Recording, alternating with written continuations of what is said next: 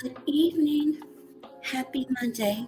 Happy Monday to one and to all. We wanted to come on early for a few housekeeping items before we get into the program. And that being said, tonight's broadcast will be covering cyberbullying. It is not one of my normal quiet streams or networking streams. However, you are free to interact with whomever you'd like within the chat. I am asking that you please be respectful and continue to do your best in protecting the integrity of this platform, any and all guests, and the chat members. Over the weekend, after about pretty close to a year, I had not had any trolls or rogue comments to come in because most people know that this page is being monitored solely because of cyberbullying. Unfortunately, those individuals perhaps did not read that, and it'll be dealt with. I did what I needed to do as far as YouTube is concerned, and everything else will be taken care of. Actually, one has been already. I want people to understand that when you troll, I understand that because we're all different and we have different of opinions. That's what freedom of speech is about. But for those of you who may have forgotten your studies in school, there are exemptions to freedom of speech. I am not here to give a mini class. That's something that you can do on your own.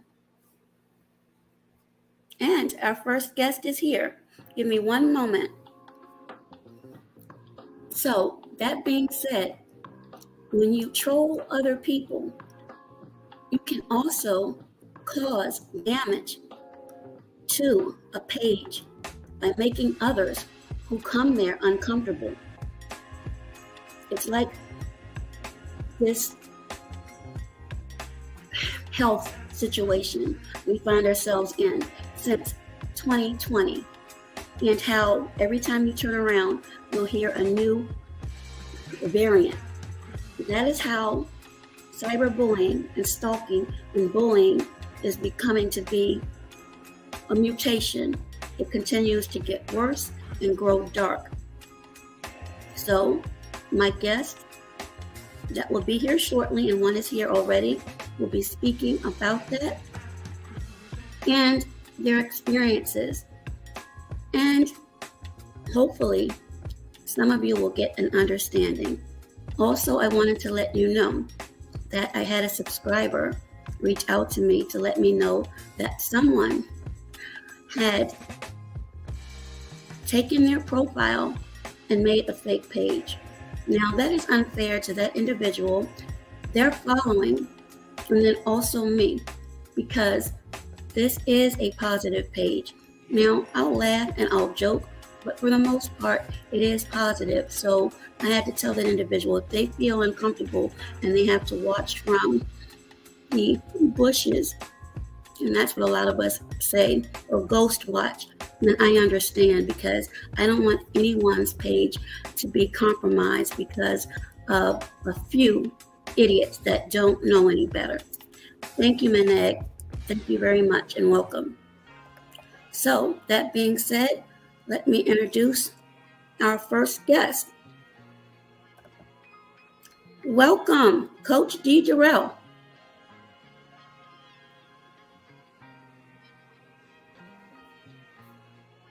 Hopefully you can hear me.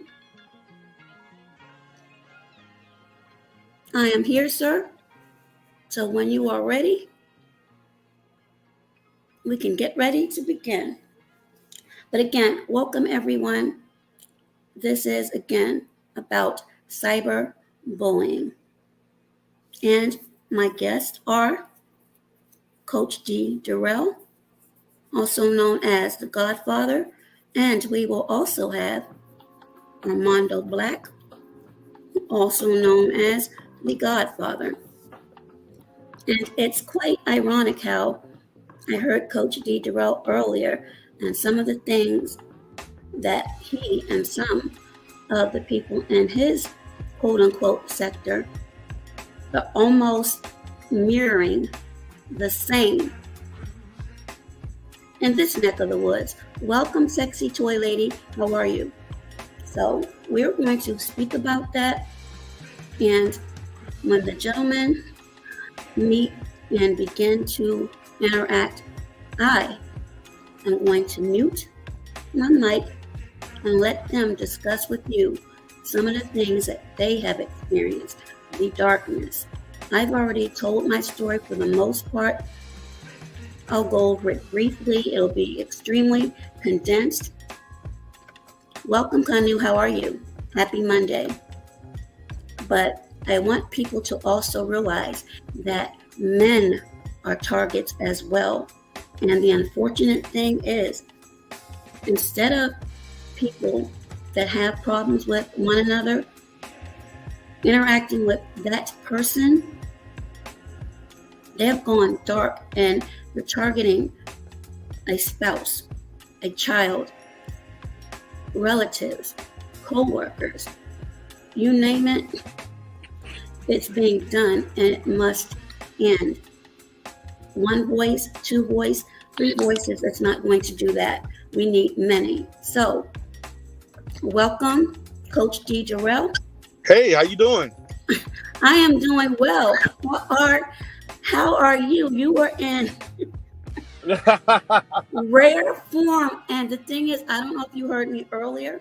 I was saying to everyone that my mouth literally dropped because what you were speaking on almost to the T mirrors what you'll hear another gentleman when he arrives speak on. And I realize that every area has issues, but I had no idea that they were so much alike.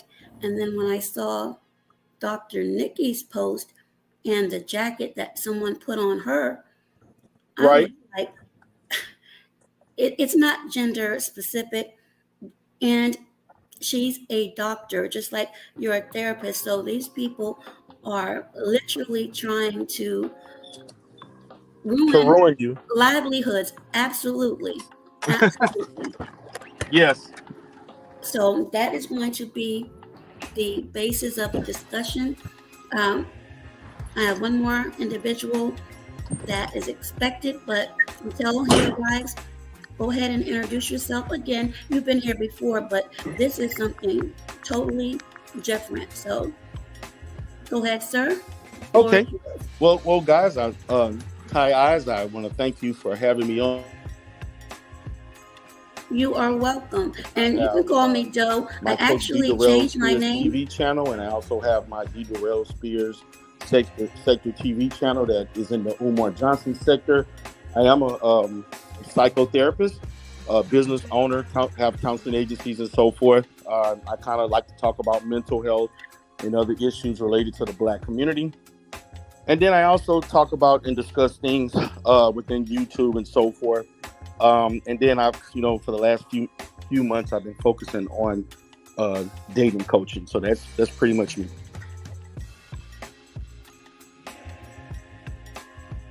Okay, well, you have a very impressive resume, and congratulations on the opening of your dollar store. Now he will return. Hey there, writers. How are you? Again, welcome, Real Talk with Real Opinions. Come on, Lantu, Sexy Lady Toy, Nanag Sareg. Make sure you all hit that like button upon entry and or exit. And Real talk with real opinions. Thank you all. He may be on his phone, so that is going to be expected for a bit. But again, this discussion is on cyberbullying. So I will wait until he returns. Again, everyone, please respect this platform, the guests, and the chat members. Okay, hold on for one moment. You should have a link that I sent to you, but I'll send it again.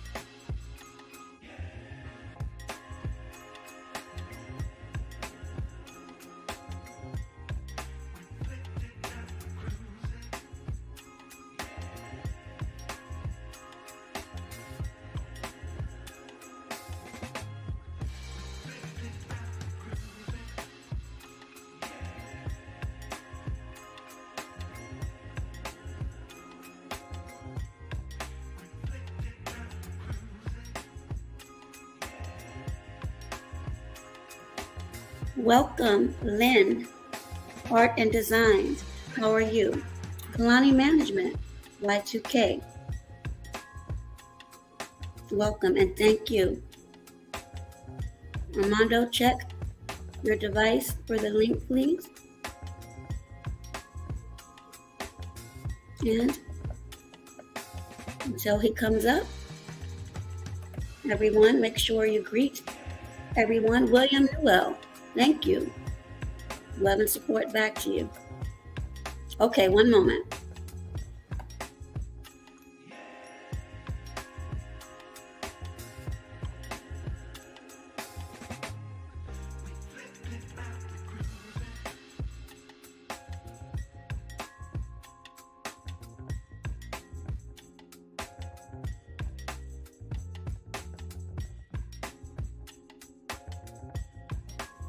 Okay, Derrell will be back shortly.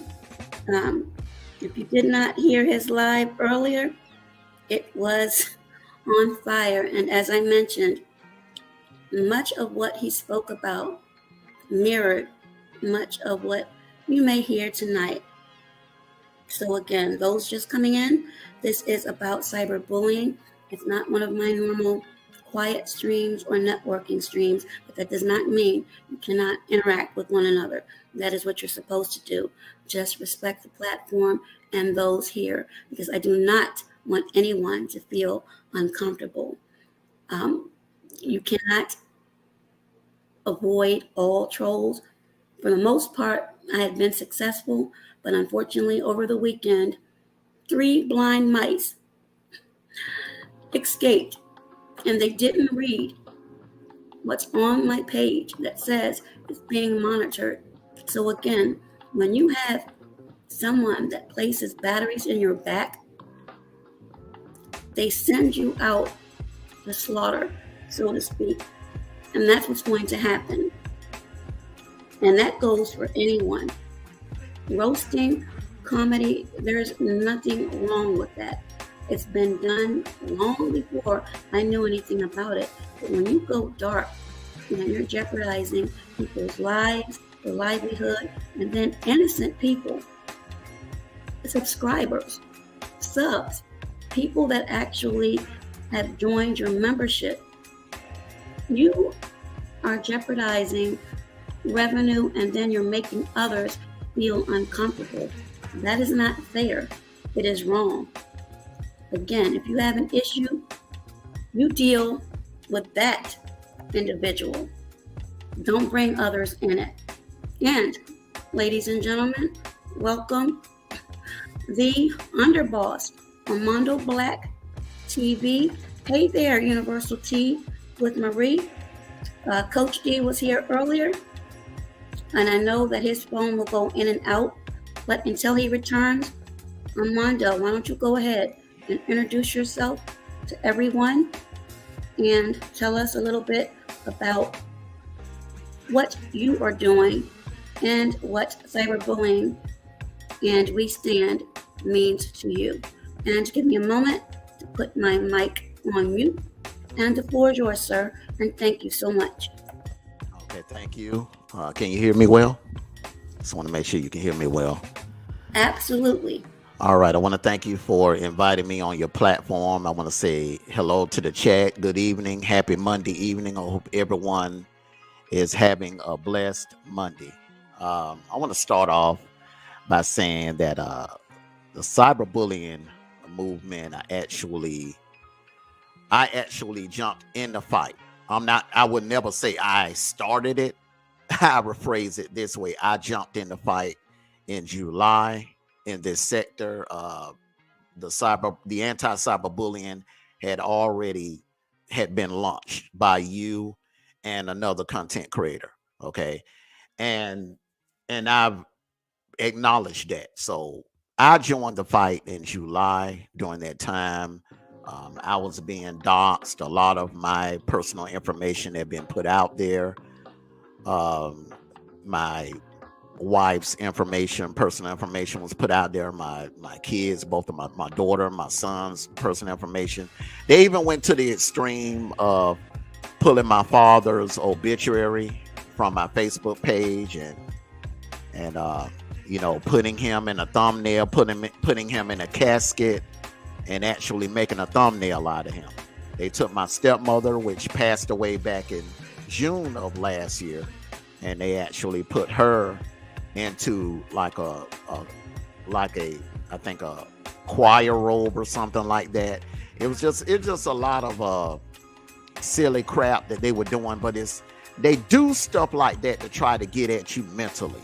And cyberbullying, you got to remember, is cyber. So they do certain things to try to get you mentally, to try to destroy you and to bring you down mentally. So you have to really, really be mindful of that. And remember, okay, yeah, these are cyber bullies. And a lot of these individuals are individuals that actually were bullied when they were in school, when they were younger in school, and they're actually reliving their life. They're living trying to relive their high school days, Doaz. They're trying to relive their high school days through YouTube, Facebook, Instagram, where it's actually worse. I don't know if you know this or not, but it is actually 10 times worse on Instagram and on Facebook. There are people getting bullied worse on those platforms than they are on YouTube. If and that's on record. Absolutely. And if you give me one quick moment, sir, and welcome to Too Big for Skinny Jeans and everyone else. Give me one quick moment. You just touched on something that, let me say this. Many people, and I've heard people say, or purport, people don't know what they're speaking about. I'm going to let you know. If I don't know from my own experience and what it is that I do, I'm not going to say it. And I'm not going to speak for Mr. Black, but I do not believe he would do the same thing. So that being said, hopefully everyone should be able to see this. And it's also in the description.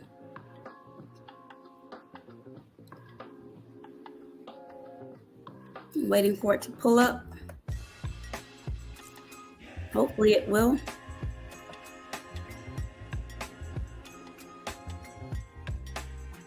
I'm waiting for it to pull up. Let me know if you can see this or if it looks. There it is. Can everyone see this? I can see it, definitely. Okay, I'm going to scroll down.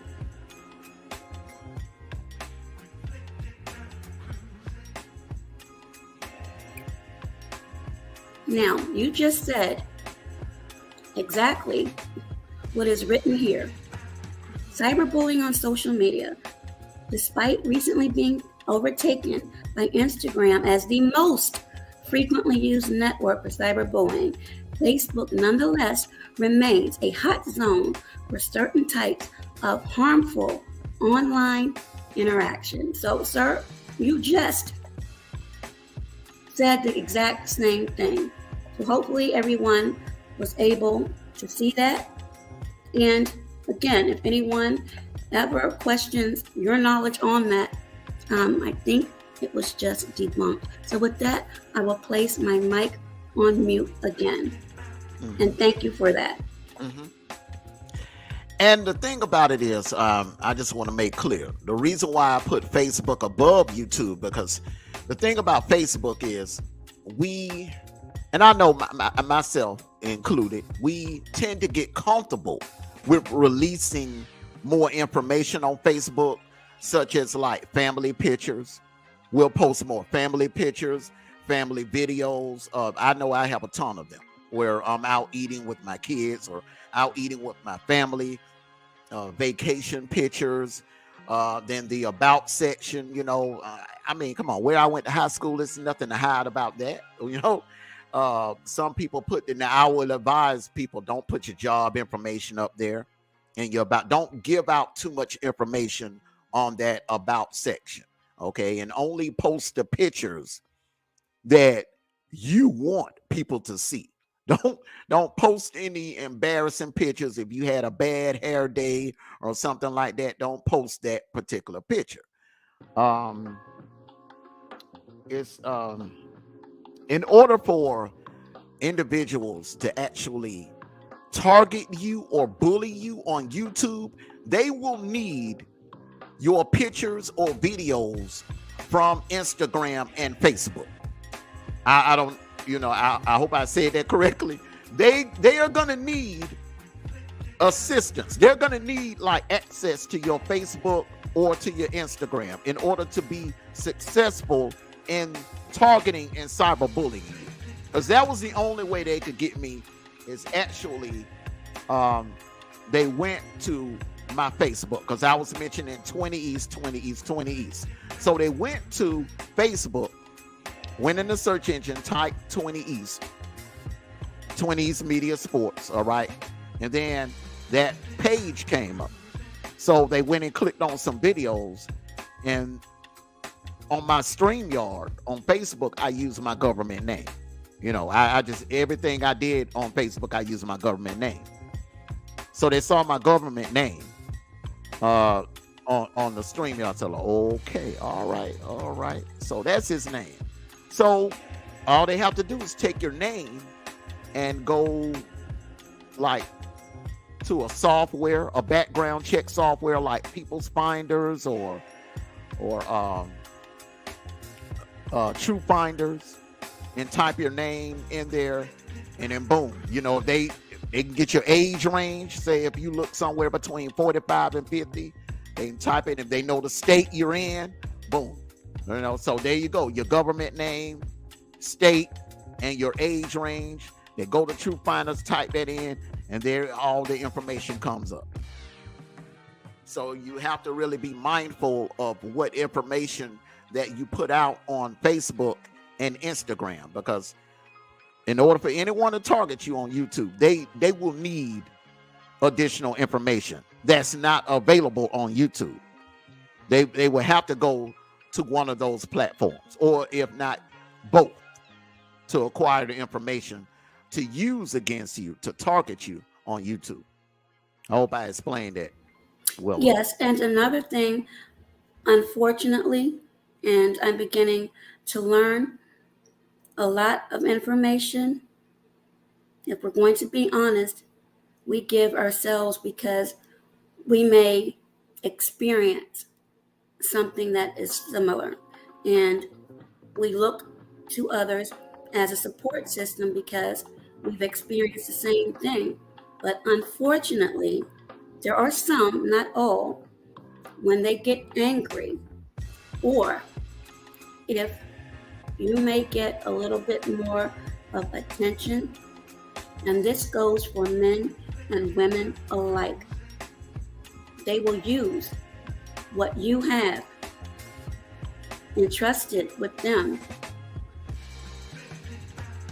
and that's another means. So I've experienced that even as an adult, because again, I'm an empath, and because of what I went through, I don't want to see anyone go through with that. But at the same time, just because you may get angry or you may see things a different way, that's what communication is about. That doesn't mean you go and basically put the dagger in their back. If you're going to do it, at least attempt to have a conversation first before you run to social media, because everyone will have their own opinion. And for the most part, well, with the exception of a couple of weeks ago, most of us really don't know one another. We haven't met.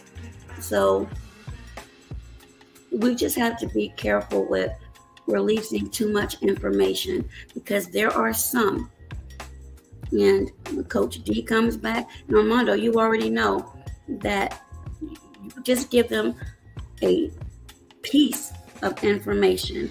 Depending upon how savvy they are, it's a wrap. It's a wrap. So I just implore people to be careful. There are some things you're not going to be able to avoid. With the age of technology and AI, which is artificial intelligence, if you can get your information about your bank by a simple voice command, or you have robots calling you by your name on your phone and asking you if you like to refinance your property and things like that, getting away from it isn't that easy. Absolutely. I'm going to go ahead and mute my mic. And there's also something else that you want to watch out for. And I just, a lot of people ask me on the back end, Armando, why you only do cash giveaways or trips? We've just started doing trips. Me and another content creator, we're going to do a collab where we're going to do giveaway trips. But for the most part, I only do cash giveaways because you have other content creators that are giving away laptops, TVs, giving away things that have to be shipped to your home. And you have to watch out for that, because if you fall out with that certain content creator, then guess what? That content creator has, not only do they have your name, they have your current address. So you really have to be careful, And another thing, like when you befriend people or you get cool with someone on YouTube or any Facebook, Instagram, whatever, it could be any of the platforms. You really have to be careful with sharing a lot of personal information with those individuals.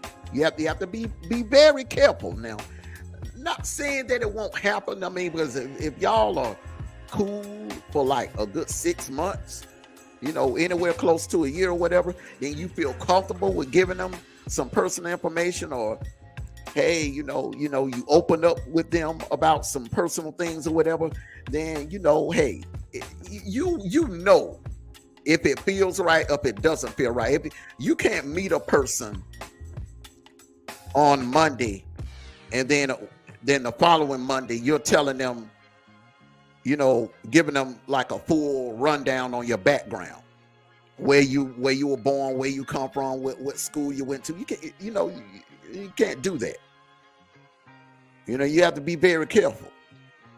So that's another way that a lot of people are getting doxxed. They were cool with someone at one time, and then, they fall out. Then, next thing you know, they're putting your business out there. Another thing is, I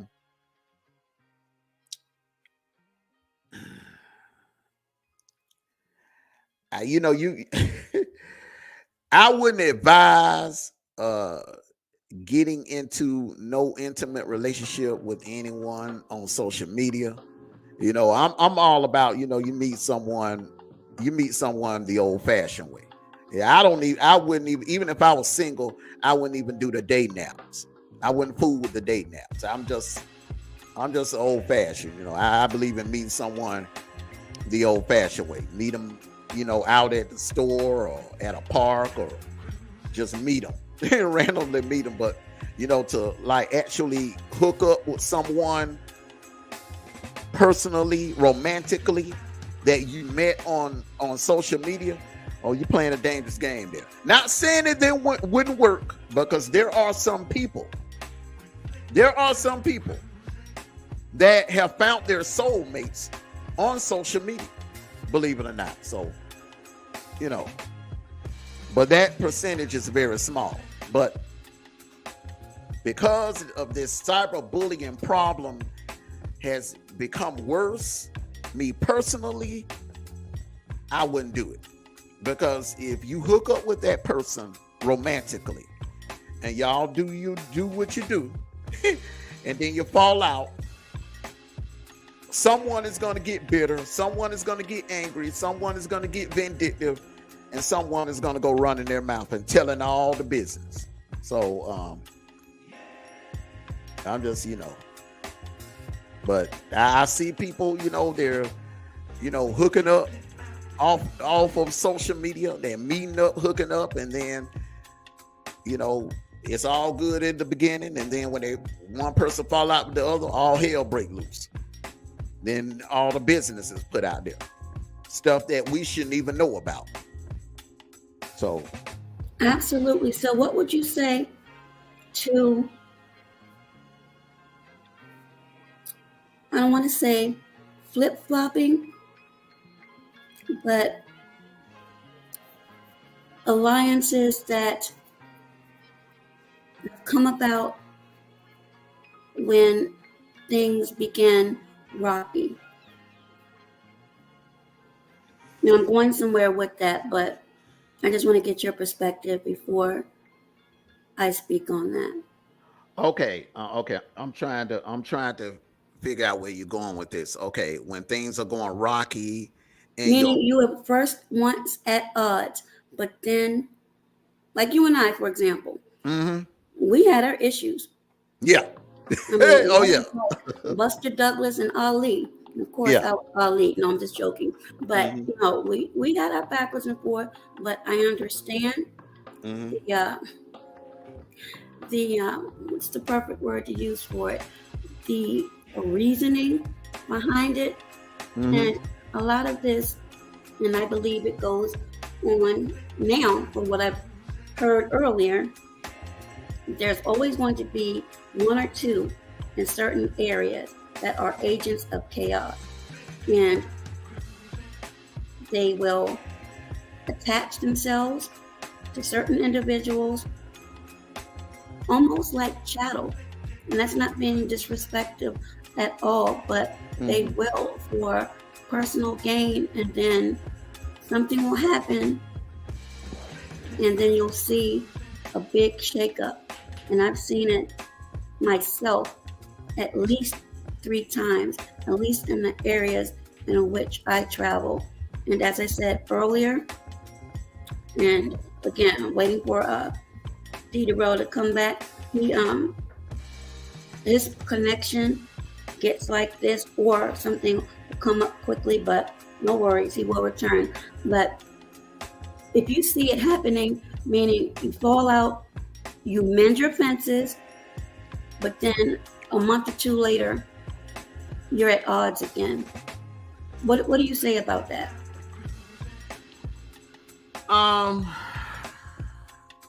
I had that. It's funny you said I had that experience with one particular content creator where we were cool, we fell out, then we got back cool, and then right now, currently, I wouldn't say fell out. I wouldn't say we've fallen out. It's just right now, I've decided to go my separate way because I didn't like the direction that individual was trying to take me and my platform. And it wasn't like a nasty fallout or anything like that.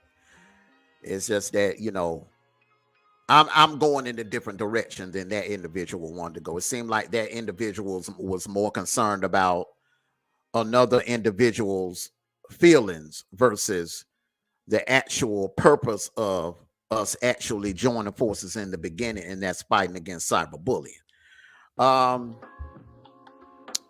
Once again, like I said earlier, you have to actually really you see though, I don't want to tell people, hey, if you meet someone that you care about, or if you meet someone and you bond with someone on social media, never ever open up or, you know, decide to meet up or date that person. Because like I said, there have been situations where two people have met on social media, and they met up and went out, they enjoyed and they bonded and they got married. That has happened before. So I don't want to totally discourage anyone from, like, hey, don't ever, you know, because you don't want to say never. But people evolve. Now, mine and your situation was different. I was being fed a whole bunch of BS about you. I was being lied to. I mean, there was a one-sided story being told, and I never really had a chance to hear your side. Now, I heard some of the things that you were saying, but I heard you, but I didn't listen. I hope I put that. I hope I put that as plain as I can say. I heard you, but I didn't listen. Then, as time went on, I actually started listening to what you were saying, and the warnings that the subliminal warnings that you were sending to me, and you called it. You called everything pretty much that you predicted. You predicted how it would happen, why it would happen. The only thing you didn't predict was when it would happen, and it actually happened sooner than later. And had I actually would have met you on a different setting or whatever, I think we would have, you know, we would have been real good. We would have been very cool with each other. But that was just fine, because I went at you too, and see, I will fight back. But it took me a while to get up after going through what I did. And again, the first rule for anyone, if this happens, is document. Mm-hmm. You get as much information as possible, report it to YouTube, and then if you're able to communicate to that person to let them know, you have to put them on notice that their comments are unwarranted and unsolicited. So it could never be asked or speculated that they had no idea what they were doing or saying was a problem. So that's the first thing. Dealing with YouTube, that's a dice game. I do what I need to do as far as record keeping, meaning laying the platform. After that, I go off and let it be handled that way. And that is why my page was able to be monitored. And again, I'm not sure if you heard me earlier, but I mentioned there are some that have batteries placed in their backs, and they don't even realize, they don't pay attention to what's being done. And a lot of people are having things done unbeknownst to other people. And you're allowing other people to cause you to go to a different level of Pandora's box. I mean, it is, to me, become so dark now, where to be prudent and responsible, allegedly there are people paying others for certain things. Yep. And I've never heard of that on social media. That is street activity, in my opinion. Mm-hmm. I'm going to go ahead and mute my mic and let you discuss that aspect.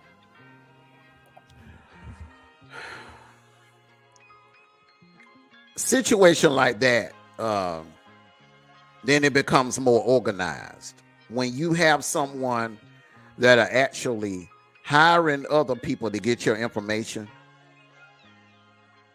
and also to not only get your information, but to put it out there with malice intent,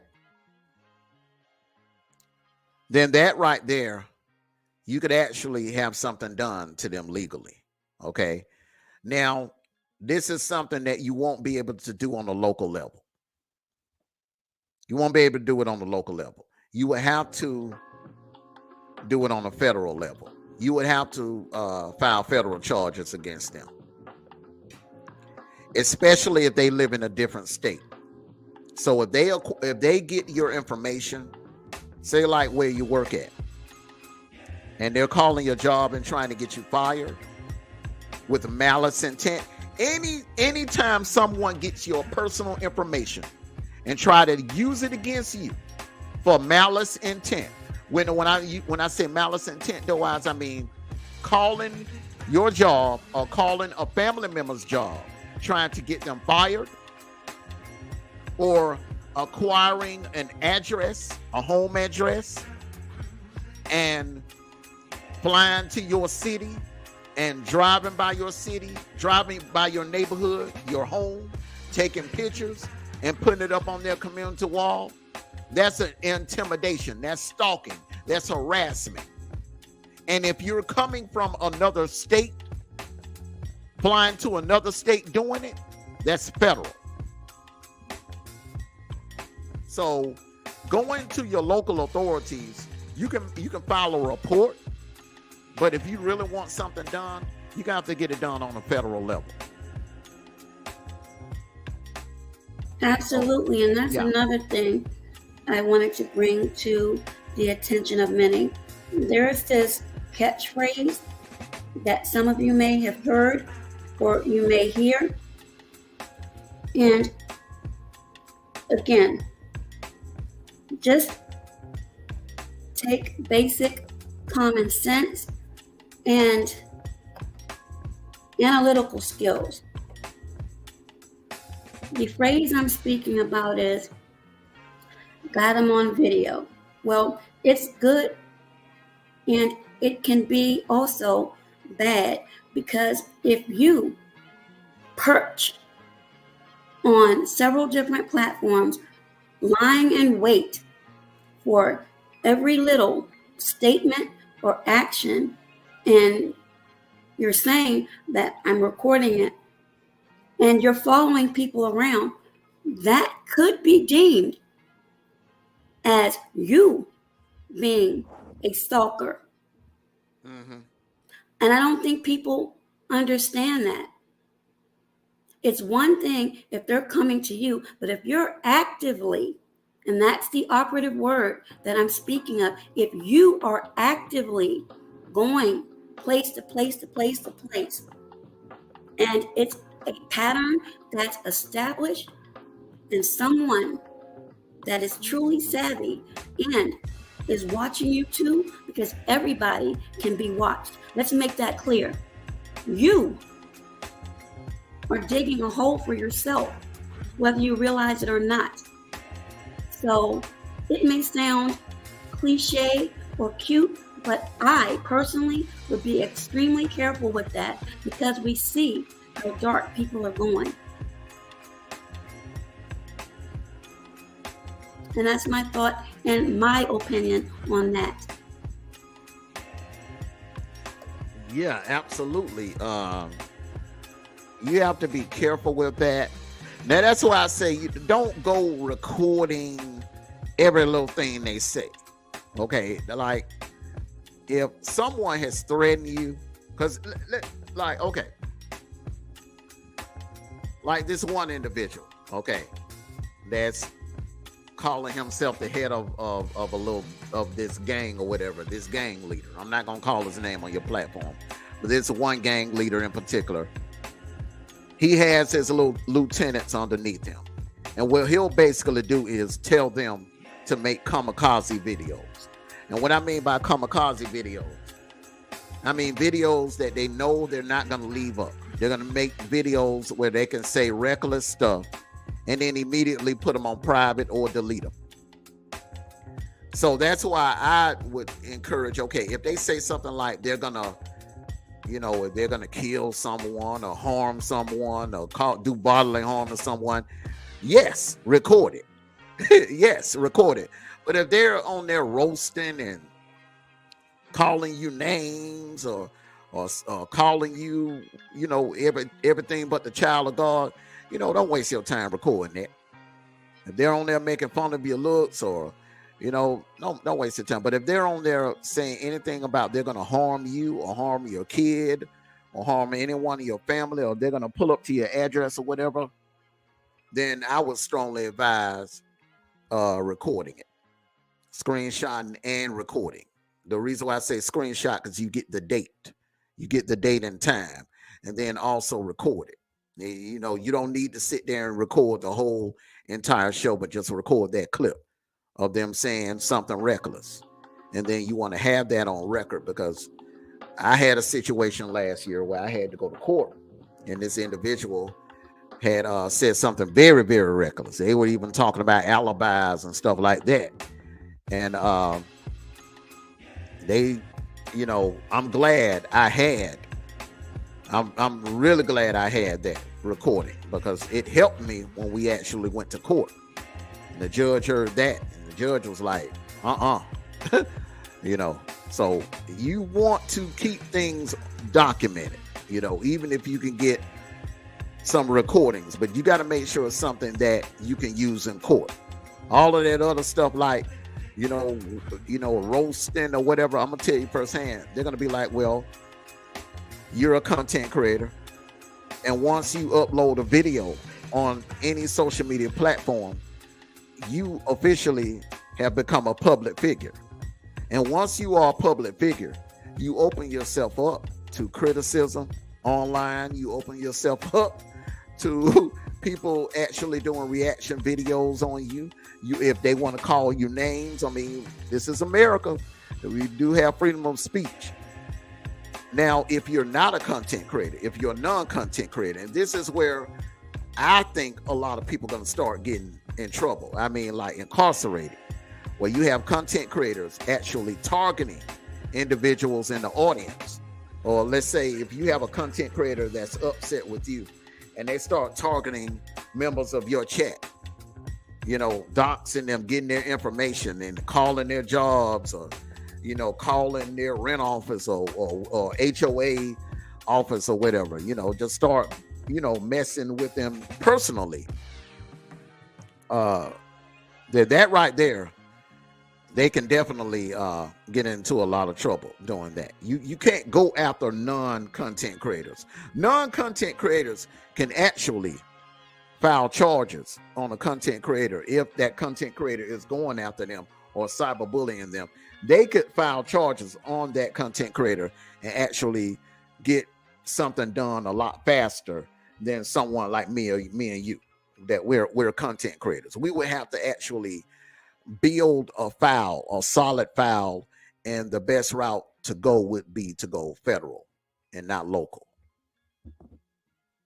Yes, and federal takes time. And for those who may be watching from the bushes, let me explain something to you, because I've heard a lot of remarks that have been ignorant, and that's not a put down, but ignorance is just you don't know. 2020 put a lot of court cases on the back burner. It's called backlog. Many of the cases that were heard have been heard via Zoom, and if it's in relation to domestic issues such as emergency child support or visits or modifications to anything dealing with children, those are considered emergencies. So those cases were limited. However, the judges or magistrates, depending upon what type of case, they would definitely hear those. Any type of heinous crimes where lives were taken, those are emergencies. Other cases towards some criminal cases, traffic, minor things. Again, criminal but minor, they're coming up now. So for those of you who believe that just because you haven't heard anything yet, that just means you're working through a backlog, and it depends on your jurisdiction. Some have totally caught up, some are still working on that. So please do not follow the misnomer that, well, nothing has happened yet. Oh, it's because they haven't gotten to you yet. Your thoughts on that, Mr. Black? Yeah, just because they haven't gotten to you doesn't mean they won't.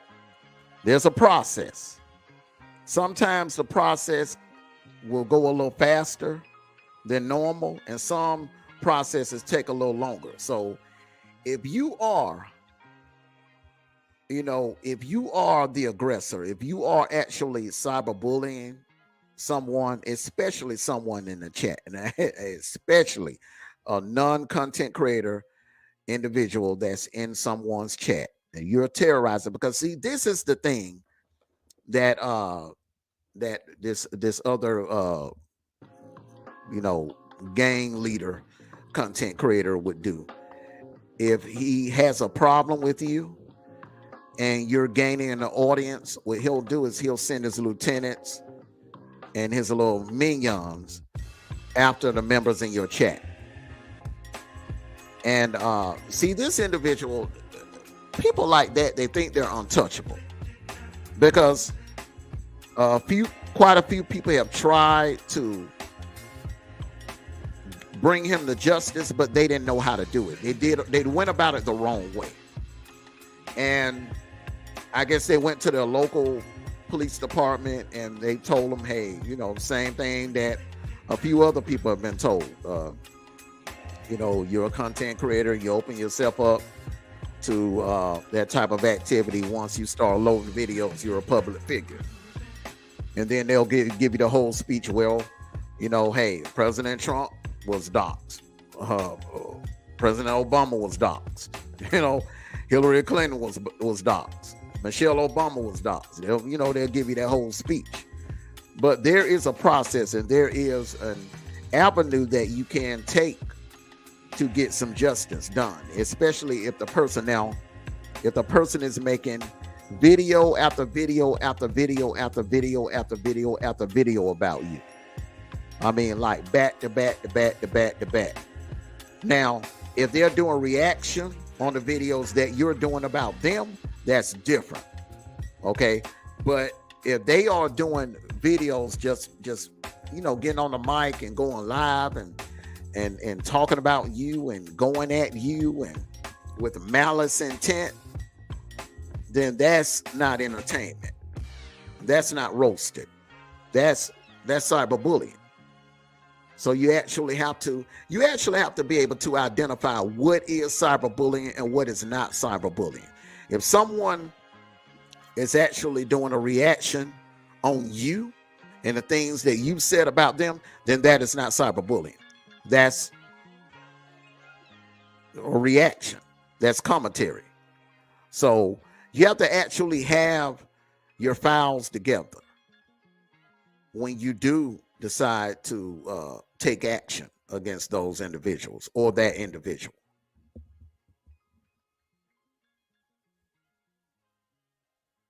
Okay, that's a perfect segue into what I wanted to ask.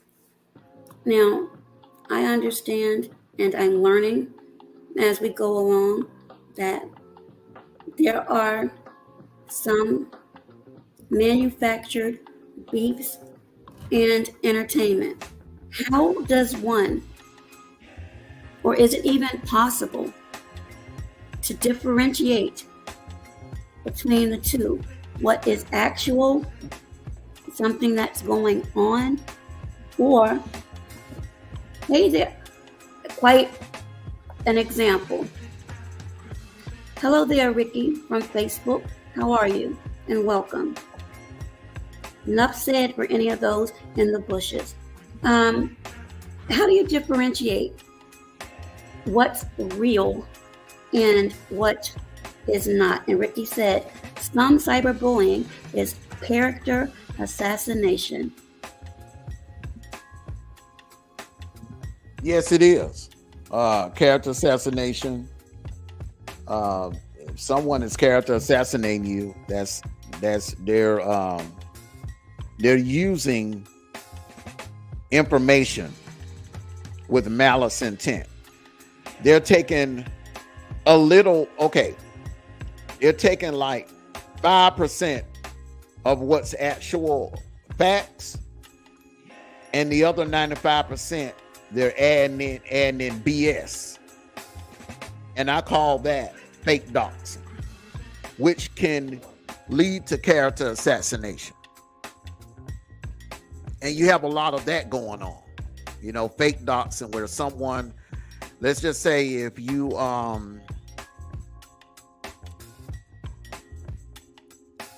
say if you have a marijuana charge on your record. So you've been doxxed, you have one marijuana charge on your record. And then the person finds out, and then they reveal your police information online. They do a live and they air out your information. Then you could go from having that one marijuana charge to, well, he's a weed head. He's a weed head. But you only have that one charge on your record, but they'll take that and pad it and make it seem like you're a weed head. All you do is smoke weed. That's what you are. And they'll do that the same thing. Like if you have like one coke charge on your record, they can take that, and because and a lot of these people are thirsty for content, though, eyes. That's one of the main reasons why they do it, because they're thirsty for content. So they'll take that one coke charge, and next thing you know, they'll be calling you a cokehead, and then the coke charge will then, you know, they'll say cokehead for so long, and then after a while, when that gets old, then they'll start calling you a crackhead. But you only have one little coke charge on your record. You know, that's fake doxing, in my opinion. When you start padding other BS on someone's record, that's fake doxing. And that's character assassination, which is, you know, it could and it's another thing. These individuals are not going to stop. They're not going to stop unless someone actually puts some papers on these individuals. And what I mean by papers, I mean, if you can't do any, if you can't get any, file any legal charges on them, hey, the defamation, if they are character assassinating you, you can put a defamation lawsuit on them. You can put a defamation lawsuit on them. You can contact an attorney, and then if it's someone that's actually using a fake phony account and they're not using their real name, that attorney has the resources to find out who that individual is that's behind that avatar and behind that fake account. So there are a couple of individuals that have been character assassinating me for a little over a year, and I'm about to hit them with some paperwork, because that's the only way you're going to actually slow them down and actually get them to stop. Now, the ones that are actually, now if it's someone that's actually threatening your life or threatening to do harm to you and your family or whatever, then I would definitely suggest you go the criminal route, as far as like going down to the police station and filing a report. If you just sit back and don't do anything, they're going to continue. They're going to continue and continue and continue. because bullies, they feel like they're untouchable. They feel like there's no consequences to their actions. And unfortunately, because at one point, and in my opinion, some cases now, Facebook, they were not following their own set of guidelines. So now they are named as culpable parties in several class action lawsuits. You cannot have a platform and not follow your own rules. And in my opinion, you're not helping the situation. You're in a way adding to it by not following your own rules and regulations or your guidelines. And then you go backwards and forth with them. Well, can you provide this? Can you provide that? And it's like you're speaking to a robot over and over. I don't do the backwards and forth.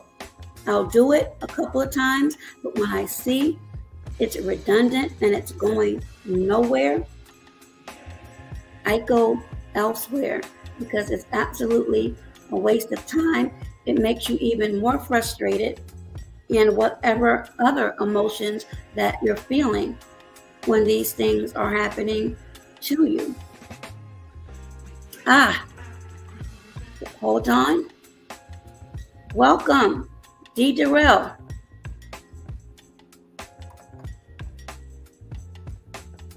Salute, brother. Let's wait for him to get in. I know his connection is kind of funny, but give us a second.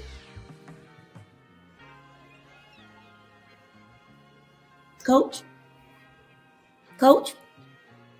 I see his mic is on mute. Coach Derrell, you can go ahead and unmute your mic.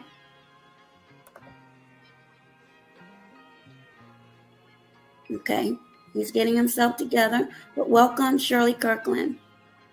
Coach Derrell. Okay, we lost him again. He'll be back. Mm-hmm. And when he returns, I will let the two of you gentlemen take the floor because, as I said, a lot of what is going on in both areas mirror one another. And that's why I was asking the question about how do you actually differentiate what is truly manufactured or what is real. I know what I went through was absolutely real. I don't do manufactured at all. You will know when a beef is fake. Okay, like these two particular content creators back last year, where I say like 3 or 4 months ago. All right, it was obvious that beef was fake. That so-called beef was fake because I've never seen two people that are actually don't get along or don't like one another, and then they're calling each other on the phone live on the air. Absolutely. Coach Derrell. Hey there, how you doing? I'm sorry, I've been having difficulties with my phone. Oh, so I apologize. I know it happened to you earlier. You had someone take over your show, but you're here now. Coach Derrell of the Derrell Spears Sector TV. Meet Armando Black, also known as the Underboss. Okay. Hello. What's up, brother? How you doing? What's going on, brother? How you doing, brother? Blessings. Good. You all go ahead and we were just talking about cyberbullying, but you had a fire chat today, Coach D. So enlighten individuals about, you can enlighten Mr. Black about who you are and what you've gone through and people paying folks and people attacking your livelihood as far as your license is going. Yeah. And put my mic on mute And again, gentlemen, I know that you're going to respect this platform, but at the same time, I know that both of you experience where your families have been targeted for no reason. So be passionate about it. I'll put my mic on mute. And everyone, please listen.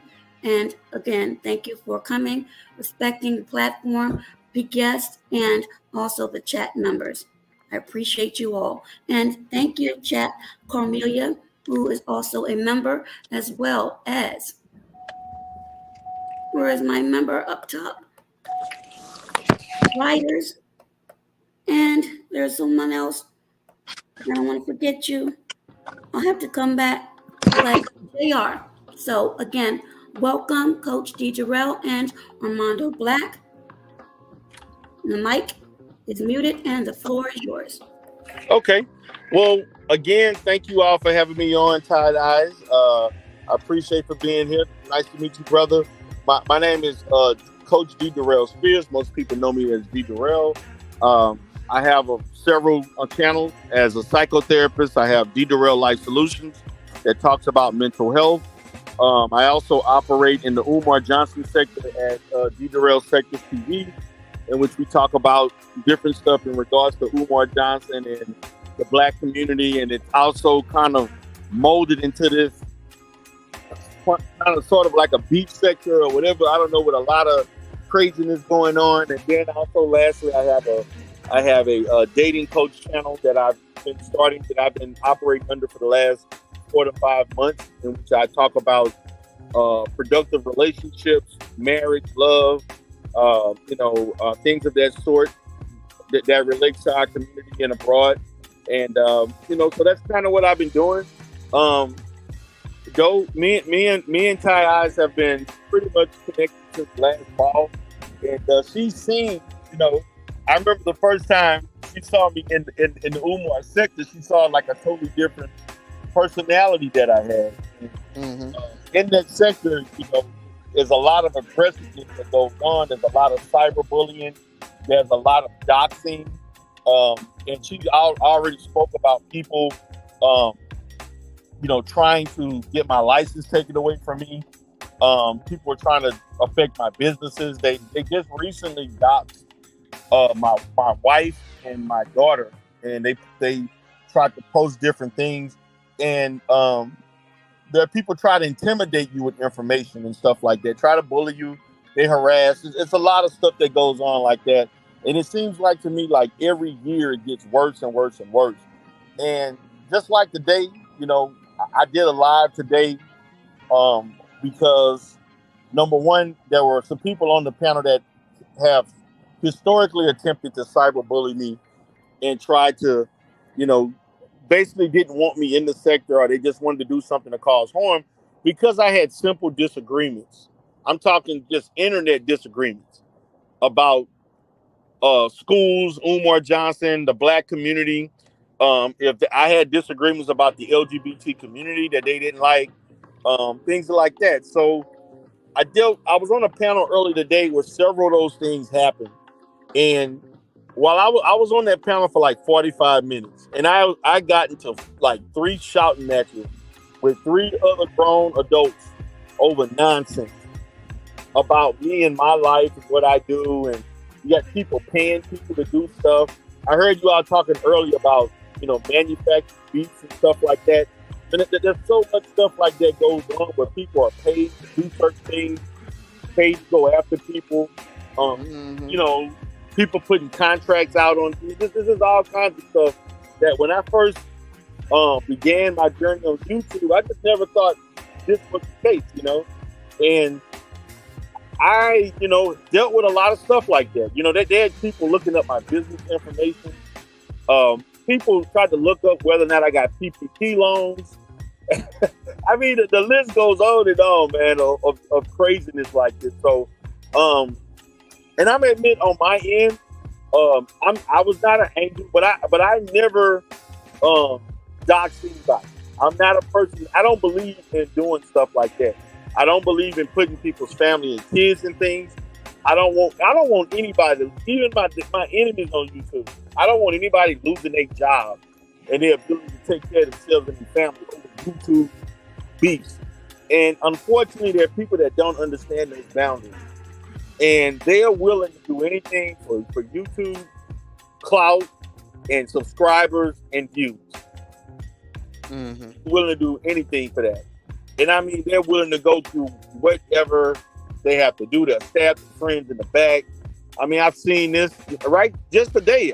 I did my live that dude was talking with that Ty I was talking about, where the guy that I actually met in real life went to Las Vegas, met him and 3 other guys that we were cool with, had a great time. This same guy basically turned on me for a woman he never met. A woman he never met, only known for like 2 weeks. And he acting as if they in a whole relationship. And he just totally devalued our quote unquote friendship and relationship of being cool with him for like 2 years. That just went out the window for somebody he just liked. He just thought was cute and and so forth.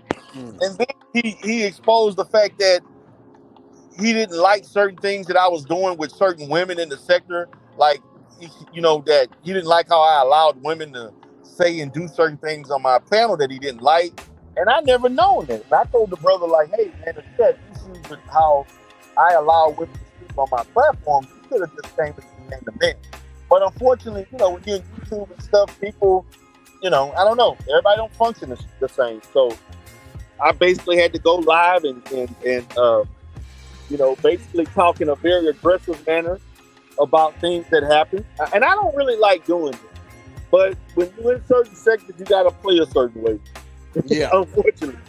So that's kind of what had happened to me recently. But Ty hasn't seen, since I've been in the sector, she's seen me in all kind of stuff. So it's just another week in this sector per se. So let me ask you a question. So yeah, what do you think now for someone to use a YouTube or social media beef and try to take someone's livelihood away, right? Like calling your wife's job or something like that, or right. calling your family member's job, trying to get them fired. That individual has to be a dark individual, or like a sociopath individual. What do you think? I can't necessarily speak in terms of that because of my position as a licensed therapist, because it could be deemed as me trying to diagnose someone per se. But what I can say is that is a sign of that being a dark and, to me, very troubled individual that lives vicariously through YouTube to do that type of stuff, where you're trying to intentionally cause harm to people. I can understand you coming to that realization to use that type of term, and I would say that there could be some level of traits that are consistent with that. But yes, there's people like that, unfortunately. But yeah, I get and understand why you would come to that realization. Yeah, really. Because and let's be honest, and I talked about this before.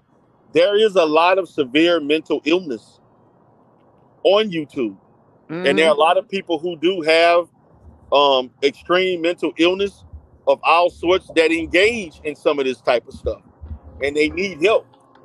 There's a lot of people that refuse to get help, and even when I talked to Ty Eyes a couple of times when I first started about certain illnesses and how people use YouTube as a form of therapy, unfortunately, and I never would recommend that, but unfortunately that happens. Yeah, and a lot of these individuals that come on YouTube to terrorize other people, those individuals are very unhappy in their real life. I agree. I agree. Yeah, they a lot of them don't have friends in real life. If they are married, the marriage is not doing well. Their spouse may be cheating on them or whatever. A lot of those individuals that are participating in the cyberbullying and I'm finding out a lot of them have pathetic lives. Yes, they do. Yes. Yeah. And that's what I found out. You know, like when I first entered here, like I was very green to YouTube, like back in 2016, and I started doing content creation in 17. And the more and more I got to know certain sectors and different people, you start finding these common things where people went through this, or they went through that, or they were unhappy with this, or they had all these in-depth problems and stuff, you know, and it was, you know, and they were like going through all kinds of stuff, and I about some of the off the line stuff, like stuff that happens offline with people and stuff. That's, to me, in the sector that I'm in, the UMAR sector, that's really where a lot of the problems start. People offline calling and talking to each other, emailing each other. That's where a lot of that type of stuff starts, and then it basically finds its way to YouTube, you know? Yeah, when the two people fall out. Yeah, they fall out. And this is another thing, like, what I found is that it's always a case of people that you were cool with. They'll screenshot stuff, they'll hold on to emails of stuff, and then they'll use that as an insurance policy. If you fall out, I'm going to expose this. You know, I'm going to record phone calls and stuff like that. That stuff is crazy. But there are people who live by that creed, and they wait on stuff like this to expose people. Mm-hmm. Yep. Or they'll take like something that you told them personally, they'll open up to you about something, and then they'll use it against you later on. Like if you tell them that one of your parents passed away, and then that particular parent, how much they meant to you or whatever, then you fall out with them, they'll use that against you. They'll go back to their other friends that they kick it with or whatever, and then they'll use that against you when the doxing process begins. Yes, exactly. I mean, man, I have seen so many scenarios. Like right now, that stuff going on behind the scenes. I've seen people try to extort money and different things from people. I mean, tons of stuff, man. Mm-hmm. The scenarios are endless. Oh yeah, absolutely, brother. Now, like seriously, like. Go ahead. I try, man. Like for me right now, like I really like YouTube. I like doing real content. You know, like this is real content. Like we're talking about real issues, about real. If there are people they get on the mic and they just talking about other people, like that is in they say I don't consider that real content. You know what I'm saying? Like you just literally getting on here talking about, like, say what I did earlier today, I didn't consider that real content. I just consider that me dealing with issues. Like, to me, I consider real content educating is, you know, it has some positive effect. You know what I'm saying? Like, you know, that's what I like doing. Like my dating channel, like today, I was interviewing a lady. I was basically vetting a female from Dallas.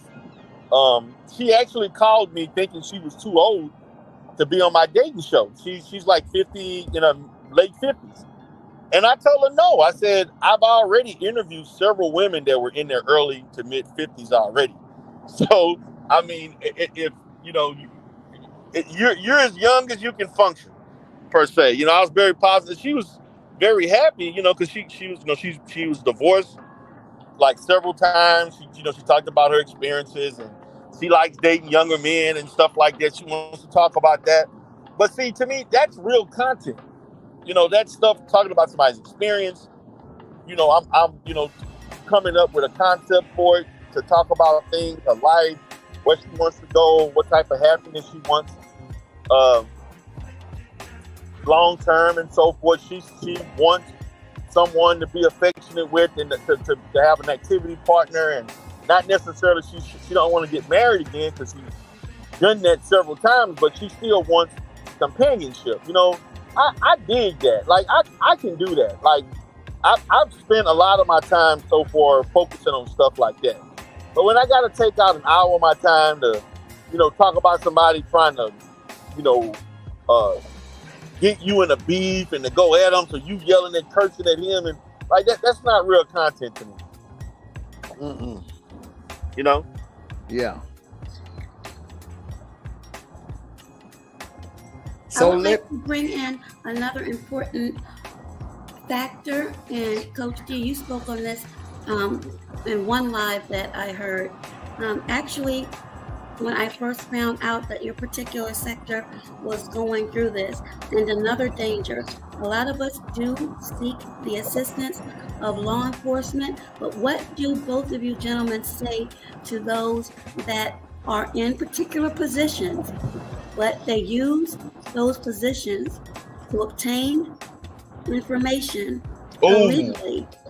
I would like for you both to expound on that, because I know for a fact that has happened in this particular area, and I know it's happened in yours. I'll mute my mic. Thank you, gentlemen. Right. Brother, you want to go first? I'm gonna put it plain and simple. I think if an individual is using their law enforcement position to dox someone on social media and hand their information over to be used for malice intent, I think that individual should not only be fired, but they should also be incarcerated. I wholeheartedly agree with that. And to be honest with you, that has happened several times allegedly. I don't know how truthful it is, but there are several situations where we had people who are quote unquote in law enforcement or in some type of government agency that had access to certain things, where they used their job to get information. And I agree, man. People who do that, they should be incarcerated for that, because you're using your job, you're risking your livelihood and job just for entertainment on YouTube, and that information that you're putting out compromises your position and other people's permission. I mean, everybody's confidence with the government. You know, who imagine if someone that had access to our data, a government official, spread that across YouTube about people or on social media, people's health information, people's financial information, their social security. That's a public risk. So, and not only that, you know, and not only should they be barred, but they also should be excommunicated out of YouTube. They should not be allowed, just like certain people who commit crimes, they're not allowed to be on social media and certain things and go to around. They should also be barred from any social media ever. Matter of fact, I know of they were just talking about a lady that was banned from YouTube for like 3 years or something while she was on probation. And the thing about it, she had just got out of that, and then as soon as she got out of her probation, she back doing the same stuff all over again. The same stuff. Didn't learn one thing. Yeah, I think YouTube should start shadow banning some of these individuals that are receiving a lot of complaints, and once they do their investigation and they see that these individuals are actually cyberbullying people, then they should start shadow banning them. Right. I agree.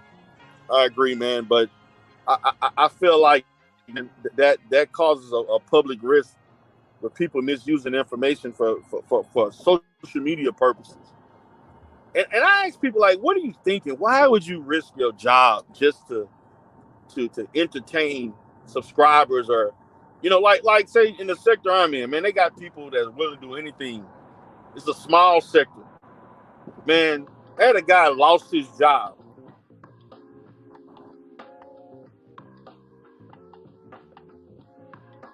To enter,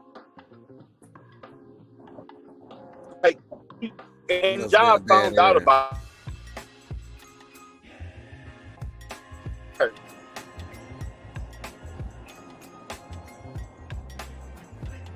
But that happens, you know.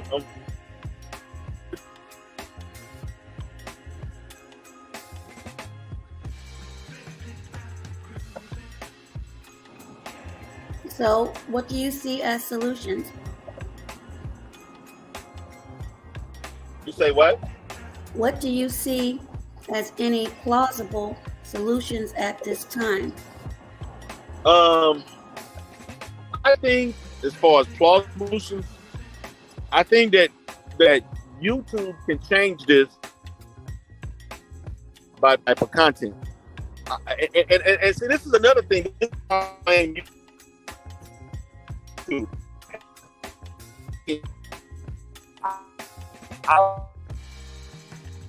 a bad area. Complaints about this, and YouTube won't do anything. Like people will talk about something being harmful or cyber, and you put the information in, and YouTube will not do one thing about it. Absolutely, they brother. will not. Huh? Okay, it's just like what me and Doaz was speaking about earlier.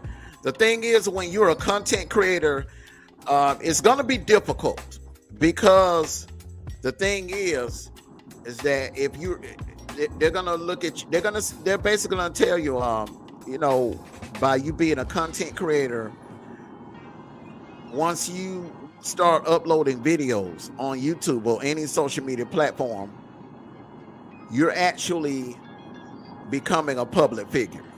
And once you become a public figure, you open yourself up to, you know, like criticisms, and as far as the doxing, they'll tell you, hey, you know, Trump got doxed, Ivanka got doxed, Melania got doxed.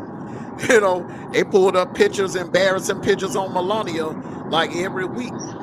But now, if they are taking your information and they're using it with malice intent, then that's another issue. You can actually you can file a lawsuit against them, or you can go after them legally.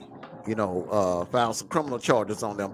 But for what I'm researching, what I've been researching, and Doaz also came across this as well, the best route to go would be to go federal, because locally, if it's not a minor being cyberbullied, they're not really gonna, you know, they're not really gonna do anything. I'm being told, and I was told this by a GBI agent, that the best route to go would be to go federal.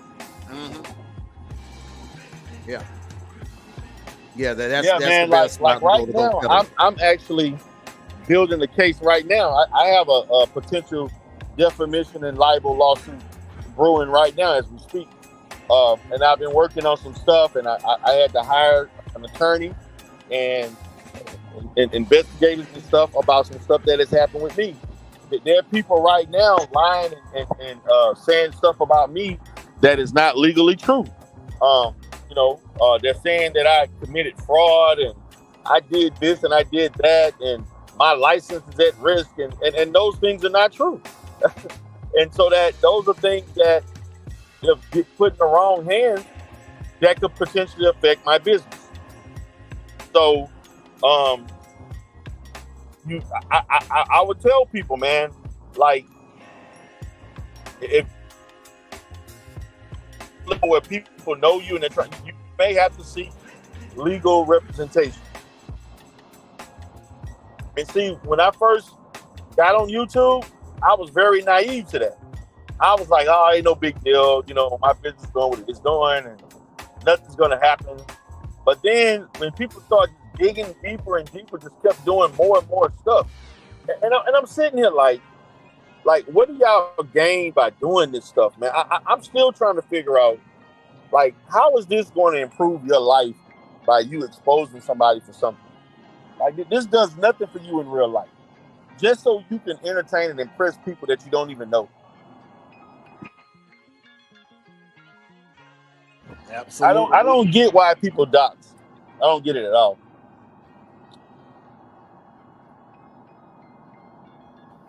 Intimidation. Yeah, intimidation, definitely. Right? Intimidation. To silence your voice. To Yeah, silence your voice. the guy told me I need to do this. I'm gonna expose your wife's pictures. So when I turned around, I just said, okay, I'm gonna show everybody. Well, since you want to expose me, I'll just show how my wife looks, and that make me no difference.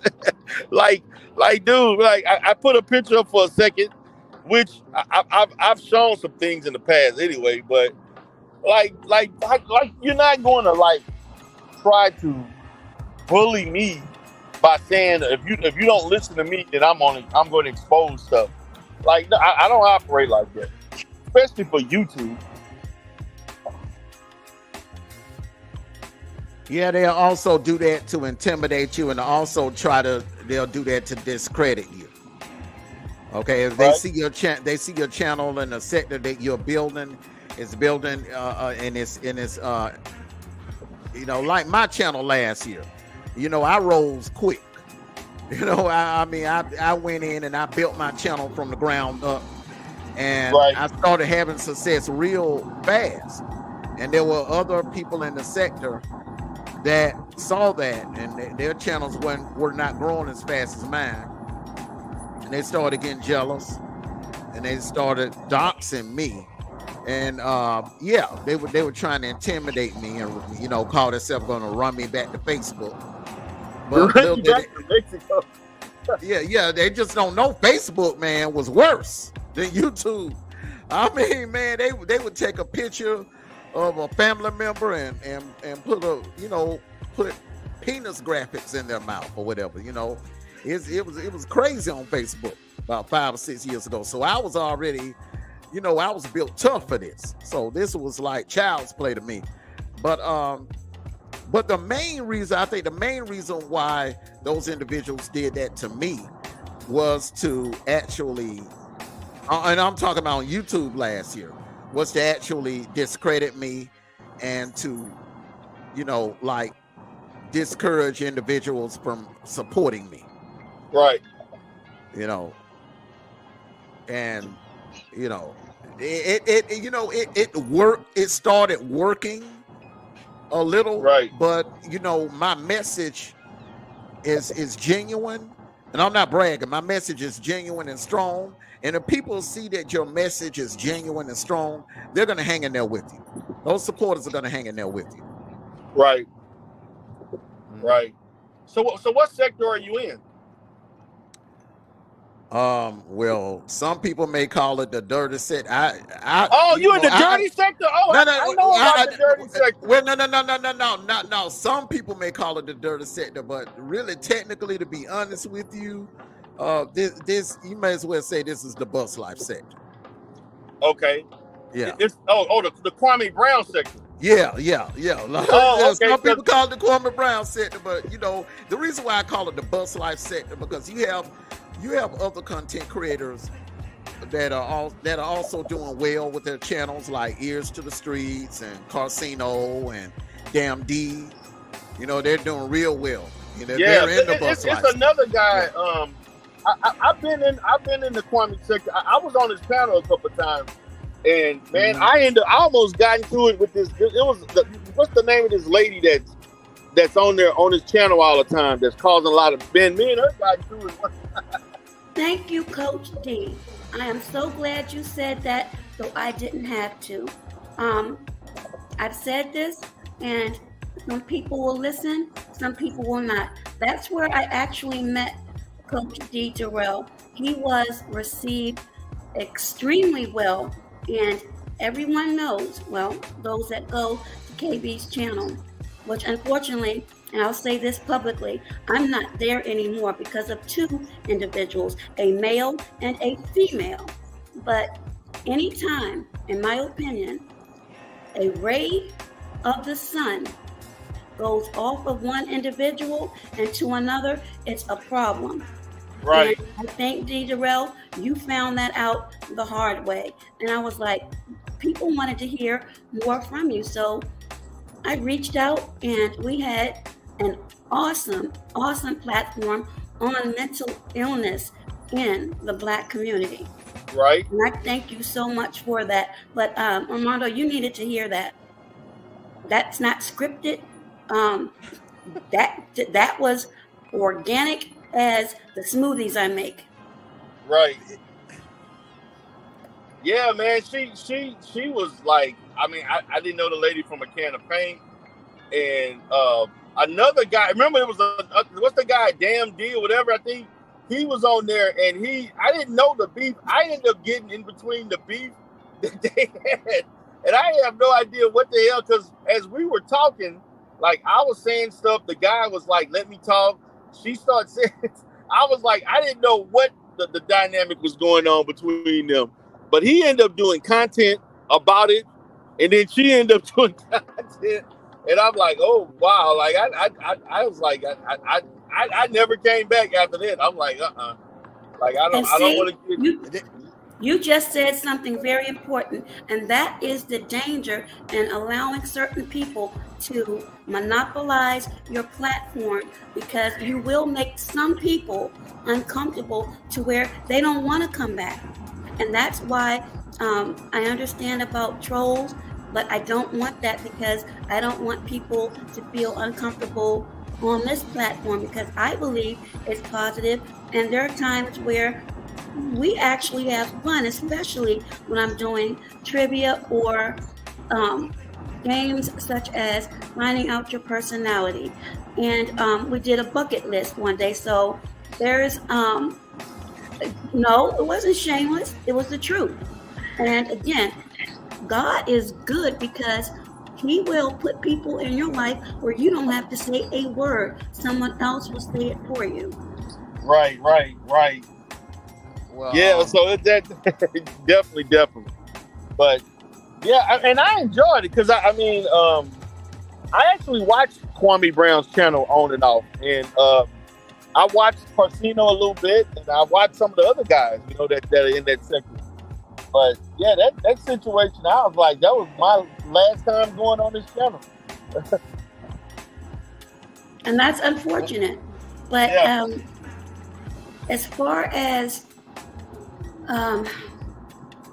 because we've covered that, I mean, the majority of people already know this. So again, I'm glad that you noticed that.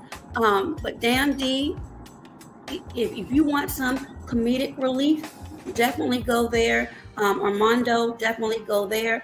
Derrell, you have other things going on, but you have some comedy there as well. Carcino, actually very, very good. I'm not going to speak too much on the other gentleman that was mentioned for my own reasons, but it is what it is. Right. Yeah, well, writers, again, if you want to come up and discuss anything, if you're comfortable, let me know. If not, then you can just hang around in the chat. Gentlemen, go ahead. I'm sorry. Okay, let me elaborate on that. Okay, now, like, and you know this, Doe Eyes. Okay, I have panels for different different settings. Like, the club open mic that I do on Saturday nights. Okay, that particular panel, the particular group of people that I would have on that panel, I wouldn't necessarily hold a panel like this with those individuals. You have to, as a content creator, you have to know. It's just like, okay, if I'm gonna hold a football panel, I'm not gonna have 3 people up there that are knowledgeable about football and bring someone up there that's a golf player. You understand what I'm saying? That person will be lost. They won't be able to fit into the conversation. So if I'm holding a panel about a particular subject, I'm going to make sure that it's like, okay, so like this cyberbullying panel that we have tonight, all 3 of us have experienced it. All 3 of us are knowledgeable of cyberbullying, what to do to prevent it, how to be able to detect it, and actually we have come to we basically have come to the agreement of what needs to be done in order to put a stop to it. Now, everyone can't get up here and do what we're doing now on this particular subject. You understand what I'm saying? So it's a subject and a platform for everyone. You know what I'm saying? But you can't mix,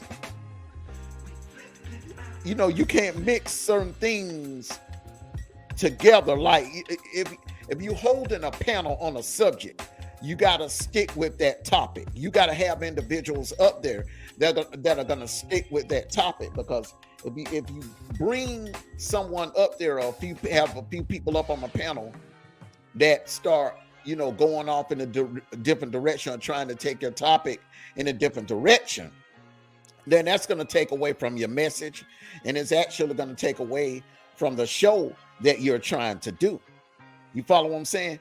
So the individual that y'all spoke on, me and her, we had our differences also as well in the beginning, but we're good. We're good, and everyone has had their own experiences with her, but my experiences lately has been, positive with her. I've gotten to know her in a different way, like I've gotten to know you in a different way, though, eyes. And it's just, I'm just, hey, I just want to put an end to this cyberbullying by all means necessary. And listen, that's just like the civil rights movement, okay? And my father used to tell me about this, because he was around back there during the time. He told me that everyone in Dr. King's circle did not get along. I don't know if you two know this or not, but everyone in Dr. King's circle did not get along. There were stories about Jesse Jackson and Hosea Williams, where they didn't see eye to eye a lot during the civil rights movement. Abernathy and John Lewis, you know what I'm saying? They didn't see eye to eye. So there was some things that went on inside the civil rights movement, and a lot of arguments. There was some arguments, and they didn't always see eye to eye, but they came together for the bigger purpose, to get things done and to get legislations passed. I hope I put that is the best way that I could put it. Absolutely. I spoke on this about, pretty close to a year ago, when I first went through my issues. And I actually have a number, it's an HR bill number, and it was basically due to the New York subway shooting, if anyone remembers that. Right. And it was related to social media. So in a couple of weeks, I will be at the Maryland State House speaking to someone.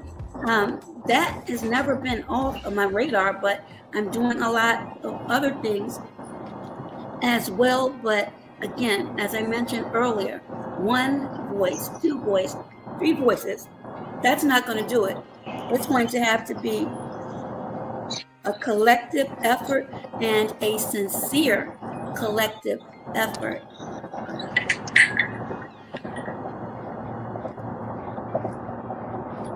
Okay, Ryder just put a question up. I could said, Armando Black, how do people deal with people who bully and scream? I go through mental health. I know a couple of people that are dealing with bullies like that. If you're in a relationship with someone and they're screaming and yelling at you a lot, then a lot of people use that, or some people will use that as that's again that intimidation factor. They yell and say, "Ryder," and then you tense up. They get a thrill out of that. If your dude yells at you and he sees you tense up or get upset or start crying, some individuals, unfortunately, they just get a thrill out of that. And that's that intimidation factor, which bullies, once again, bullies are bullies behind the scenes are cowards. They are. So they have been bullied once before. 9 times out of 10, a lot of these individuals that we've had dealings with, doe eyes, I guarantee you these same individuals have been bullied once before in their lifetime, whether it be at school or by a family member. Because it's like this, Coach Derrell. The bullying just doesn't take place on social media. The bullying just doesn't take place at school. The bullying takes place a lot at work, within family members bully one another. It's unfortunate to say it, but family members bully other family members, whether it be siblings, cousins, or whoever. You know, it's family members bully each other. And I'm going to tell you another place where I seen a lot of bullying take place as a kid and when I became an adult, at the church. At the church. There's a lot of bullying that goes on at the church. Right. Facts. It's true, man. All different type of institutions, stuff like that go on. Absolutely. And sadly, and I'm going to be very careful with my words, there are also bully tactics upon children that are actual assault. And I'll just use the word intimate assault. We're all adults here, and you know exactly what I'm speaking about. Right. That's a form of intimidation and bullying as well. Right. Would you like to speak on that, either one of you or both of you? Well, you know, I saw something today, actually. Somebody showed a video of a guy, a stepdad and his stepdaughter, and the guy was involved in some type of behavior like that. And I was just like, wow, man, people like, you know, that was the first time I ever seen a situation where an adult was doing that type of behavior to a child or a girl, you know, per se. And that was just like, man, like I don't as YouTube even permitted that to be posted. But it's unfortunate, man. And I just think that we need to increase the awareness of stuff like this occurring. I think that's help resolve that issue. Exposing it. Now, I'm going to ask this to first Coach Derrell and then Armando Black. As a man,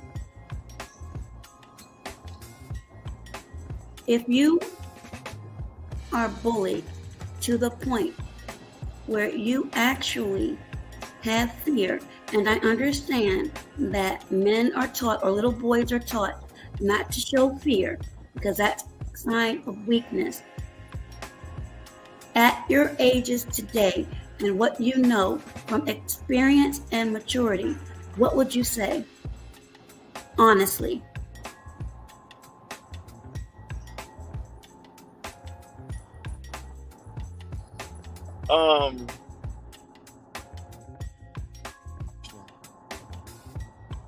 Could you hold for 1 second? I'll let the brother Gutty to take care of something right quick. I'll be right back. Sure. While we wait for him, Armando, would you like to answer that? D-Truth, thank you very much. I appreciate it. I appreciate everyone for coming out on this very, very important topic. Okay.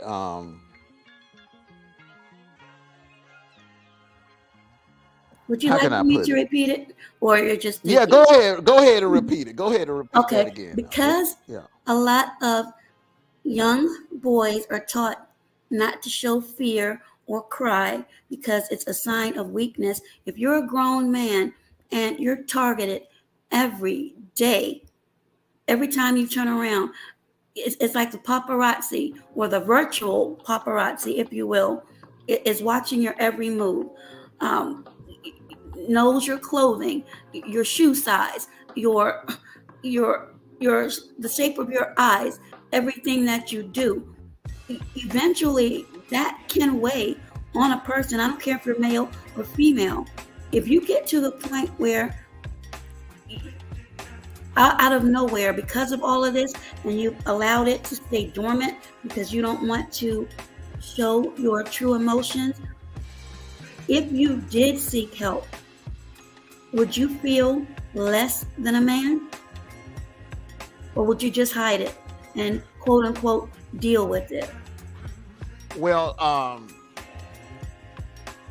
I think every individual has a different way of dealing with those type of issues. Me, myself, and I guess I get this from my mother and my father. Both of those, both my mother and my father. My father, God rest his soul, and my mother, my birth mother, they were two very mentally strong individuals. And they endured a lot through life. And they were very good at using other means to like actually express themselves when they're going through things. Like when my father, when he was upset about something, he would just go do something around the house. He'll go pour some concrete or lay some bricks or do some work on the roof or something like that. My mother, she would basically go read or clean up. Number one thing would be cleaning up the house if she got upset. Me, if I, when I get to that point, my boiling point or whatever, I just, I have like a little gym area down in my basement where, got the little punching bag, and I'll just, go down there and I'll box, do a little boxing, punch the bag and just release some stress. So I'll go sit out by the lake and just reflect and just, collect my thoughts. It also helps to have someone that you can actually talk to. Last Sunday, and me and you both know there was a situation that occurred last Sunday. Well,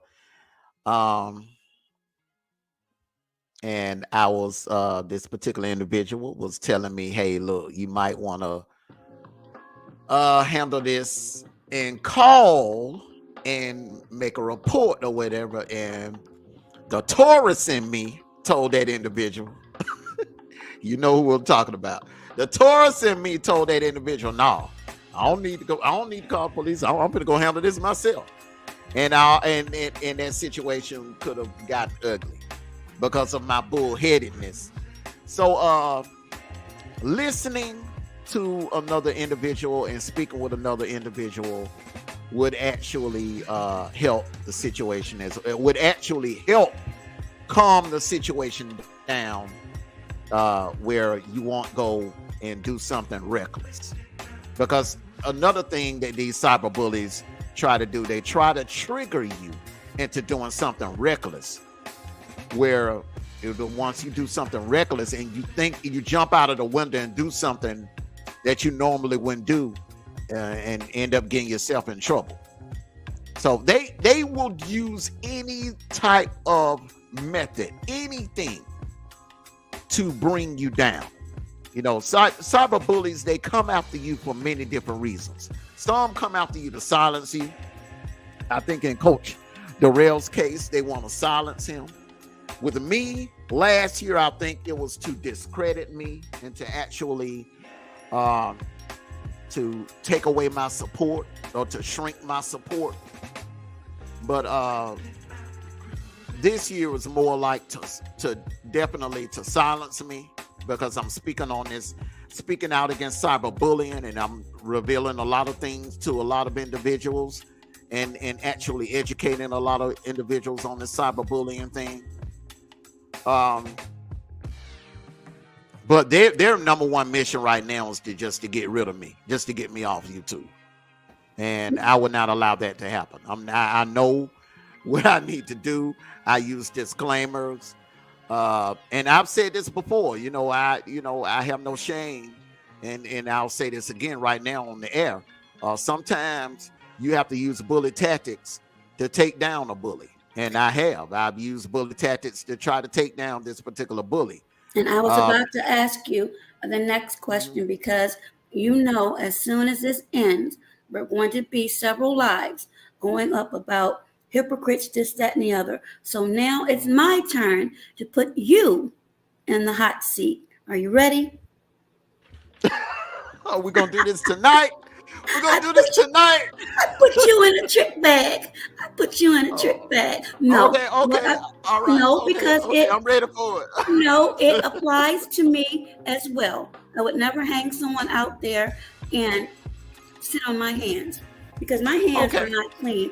But the people that I've hurt because of misinformation given to me, and I have to take accountability for not going to check for myself. But when you're going through something, you listen to other people that you think are credible, you jump out the window. And I did. So I publicly apologized to that individual and via email. Whether it was accepted or not, I don't know. All I know is I did what I had to do. So back to you. Okay. For those who may say, I'm ready. man, you know, you've done this, that, and the third. You know, you've done this to this person, said this about that person. How can we believe that you actually changed?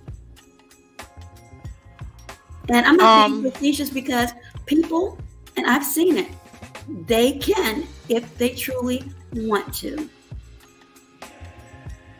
Okay, I can tell you that there are a lot of things that happen between the time that we had our back and forth, which we were going at it around April and May. I don't know if you know this or not, but a lot of people that actually support me, they know this. I lost my stepmother last year, June 21st. And that particular day, that began to change in me. Some of the things that I was saying on the mic, my stepmother would not approve of. Some of the things I was saying on the mic, a lot of things I was saying on the mic, she wouldn't approve of. Also, as I was speaking on earlier, I had a situation where I had to go to court with another content creator. And I actually, if you look at the overall situation of that, it went in my favor. I actually came out, I feel like I came out victorious because I went into that individual's district backyard in their courthouse and I actually walked out victorious. But I didn't feel like I won anything. On the ride home, now I went live and I talked a lot of ish on live on the video. But when I cut the YouTube off and I turned up the music and it was a long ride home from West Georgia back out here to Gwinnett. I had a lot of time to think about it, though, eyes, and I thought about everything, and I started asking myself, well, was all of that worth it? I mean, this is not the direction I want to take my platform in.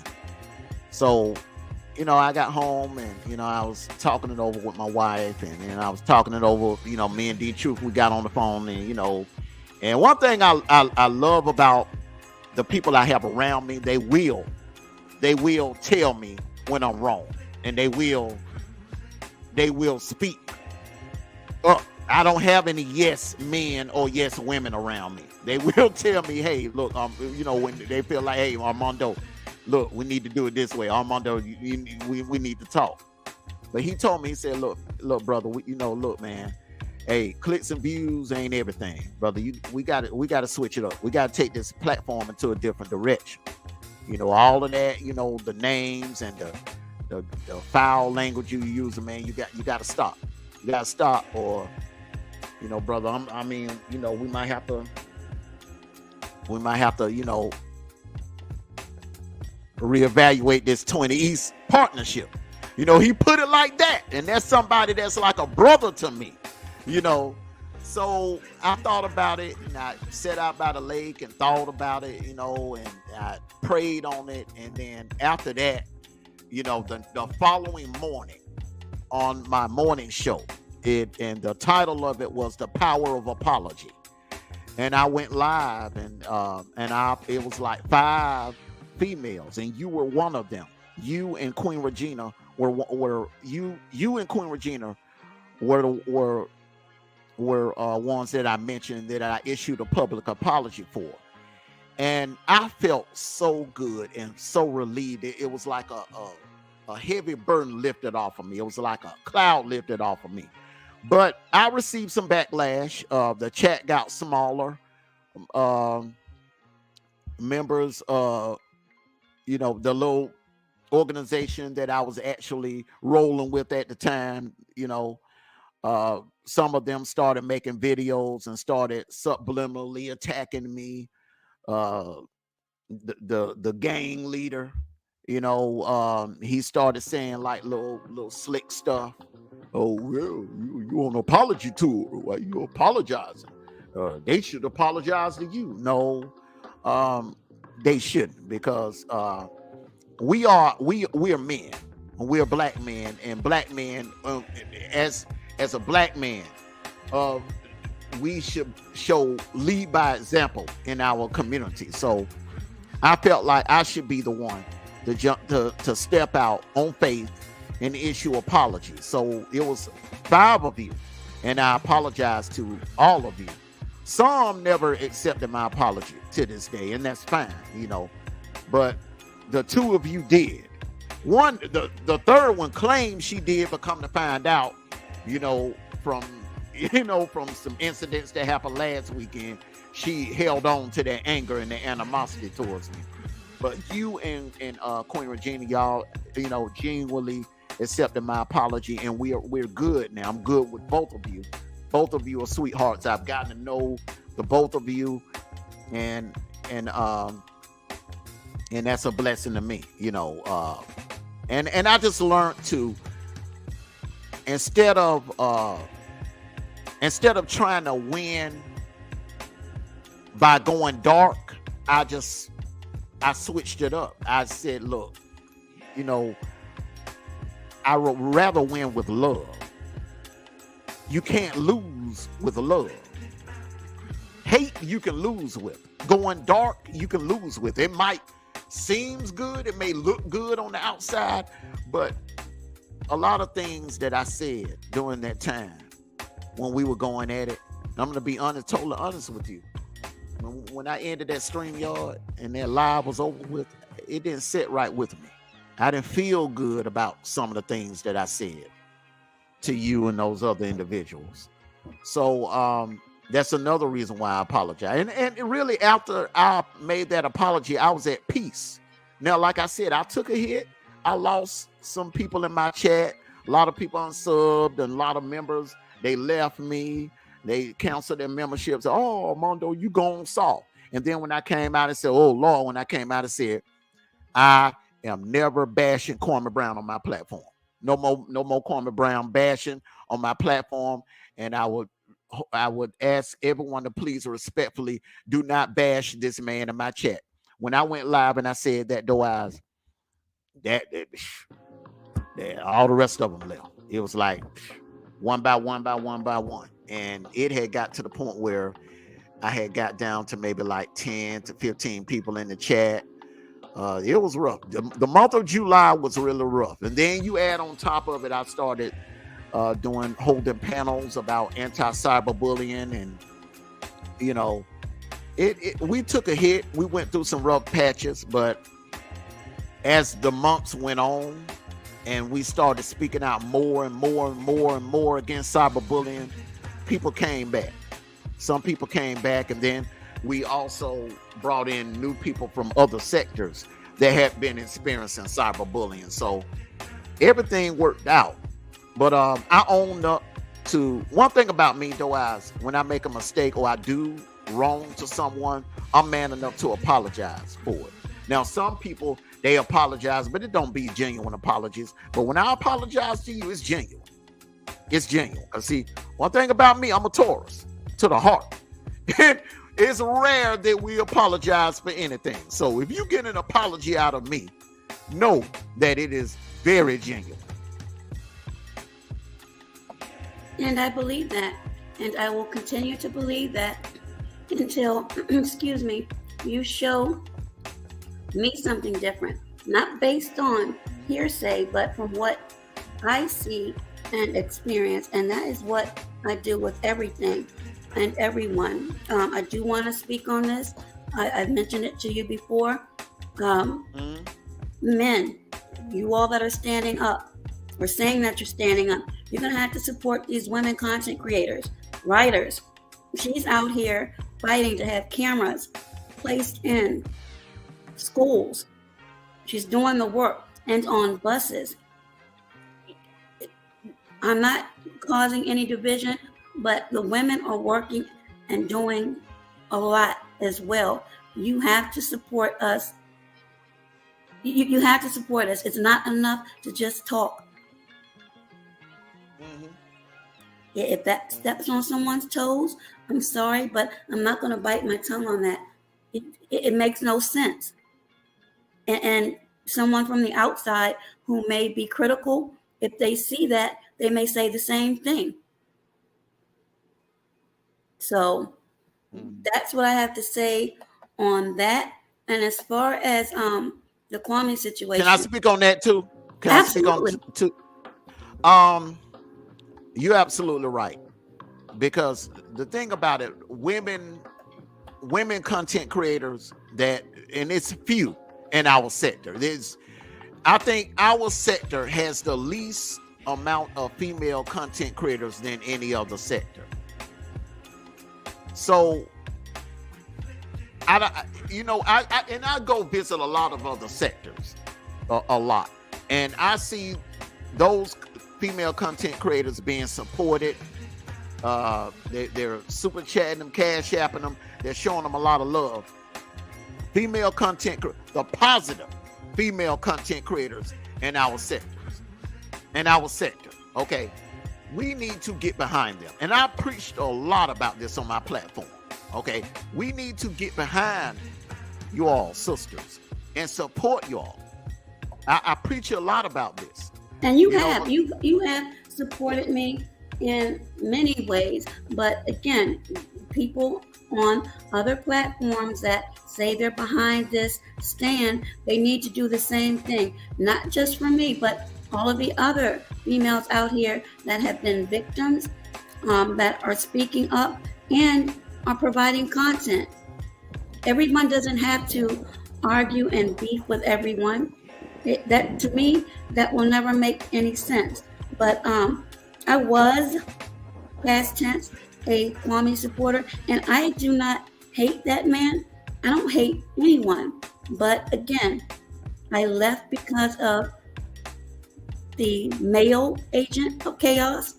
And then the second time I left because I started to notice behavior when I would come up.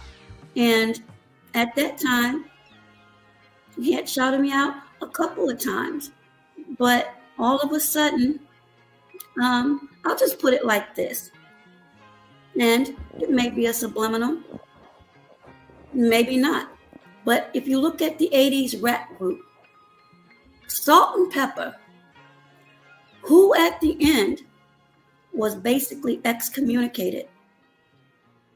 Spinderella. And I'll leave it right there for the critical thinkers. He's been in many, and I know you would enjoy that one, but I'm not telling any lies. I don't have to lie. What would I gain from lying?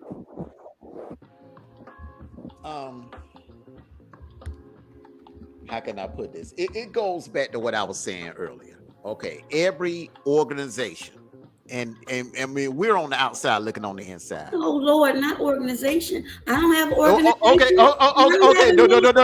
Okay, let me stop using that word. Let me stop using. Time out. Let me stop using that word. Flag on the Go play. Go ahead. Flag on the play. I do not have an organization or administration. We need to bring that over here. All right. Okay. You all. All right. Okay. All right. So let me rephrase this. Every group. Okay. Every group. There's no such thing as no perfect group. Okay.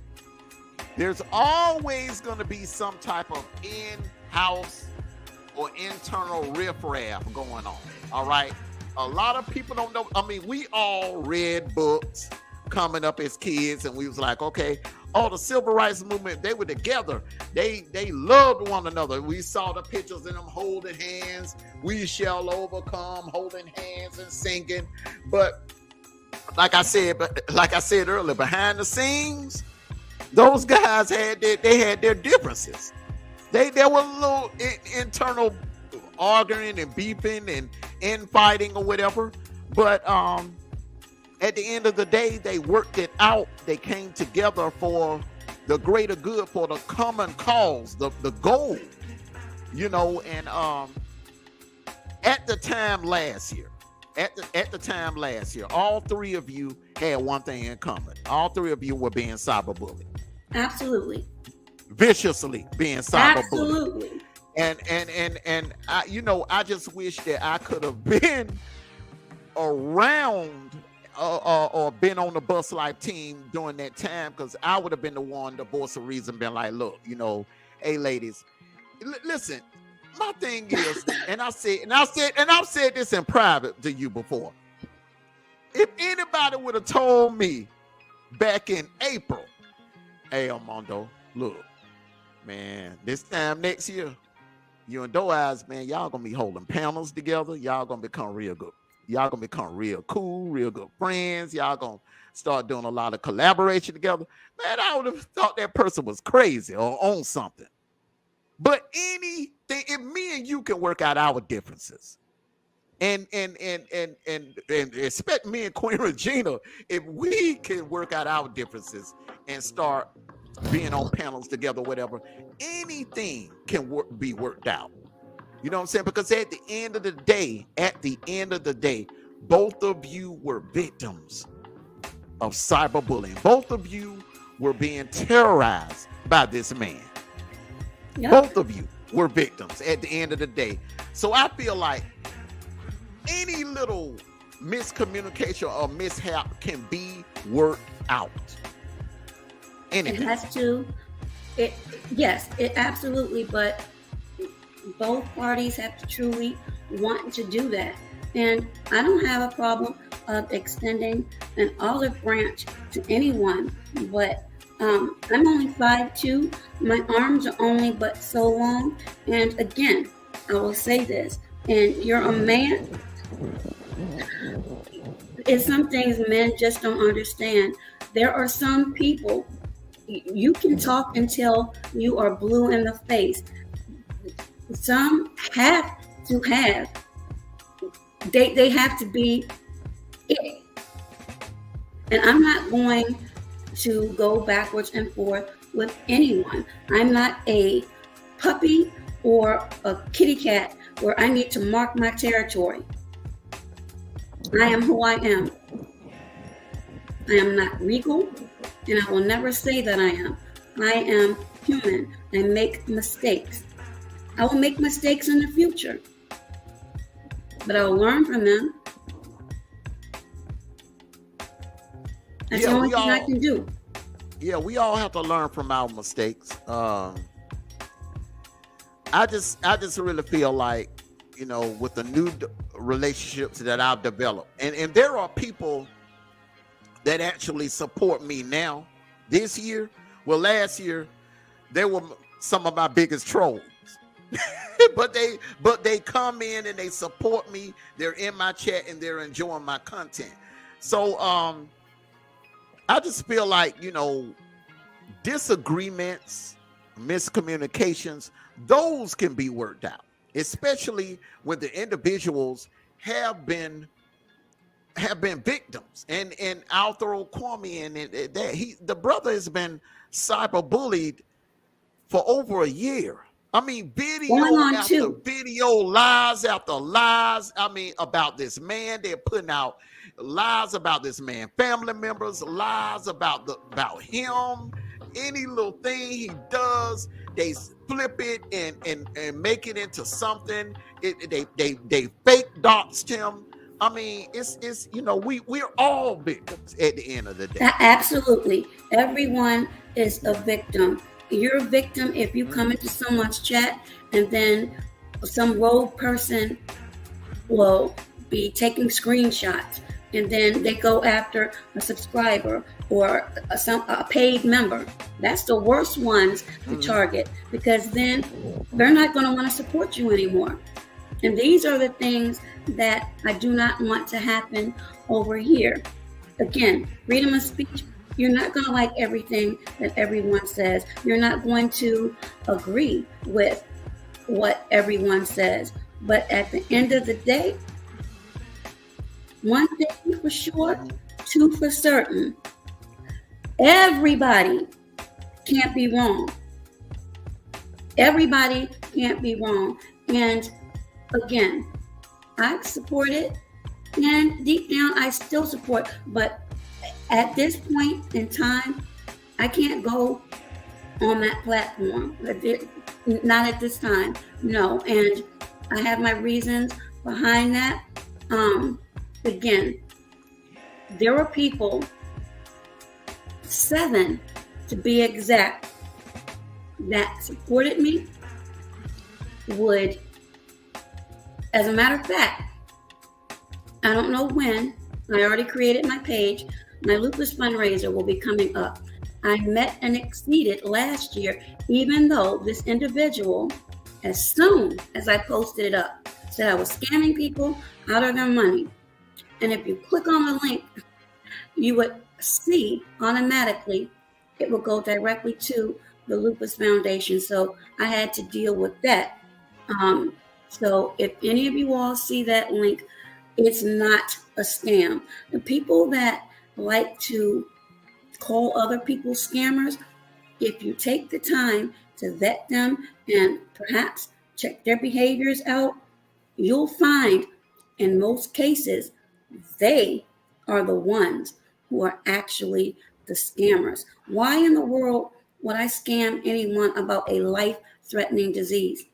What sense did that make? But I'm saying this to say, every last one of those people that were on my platform, they're no longer on my platform. They don't come by, not even to put in a comment, hey, just catching your replay.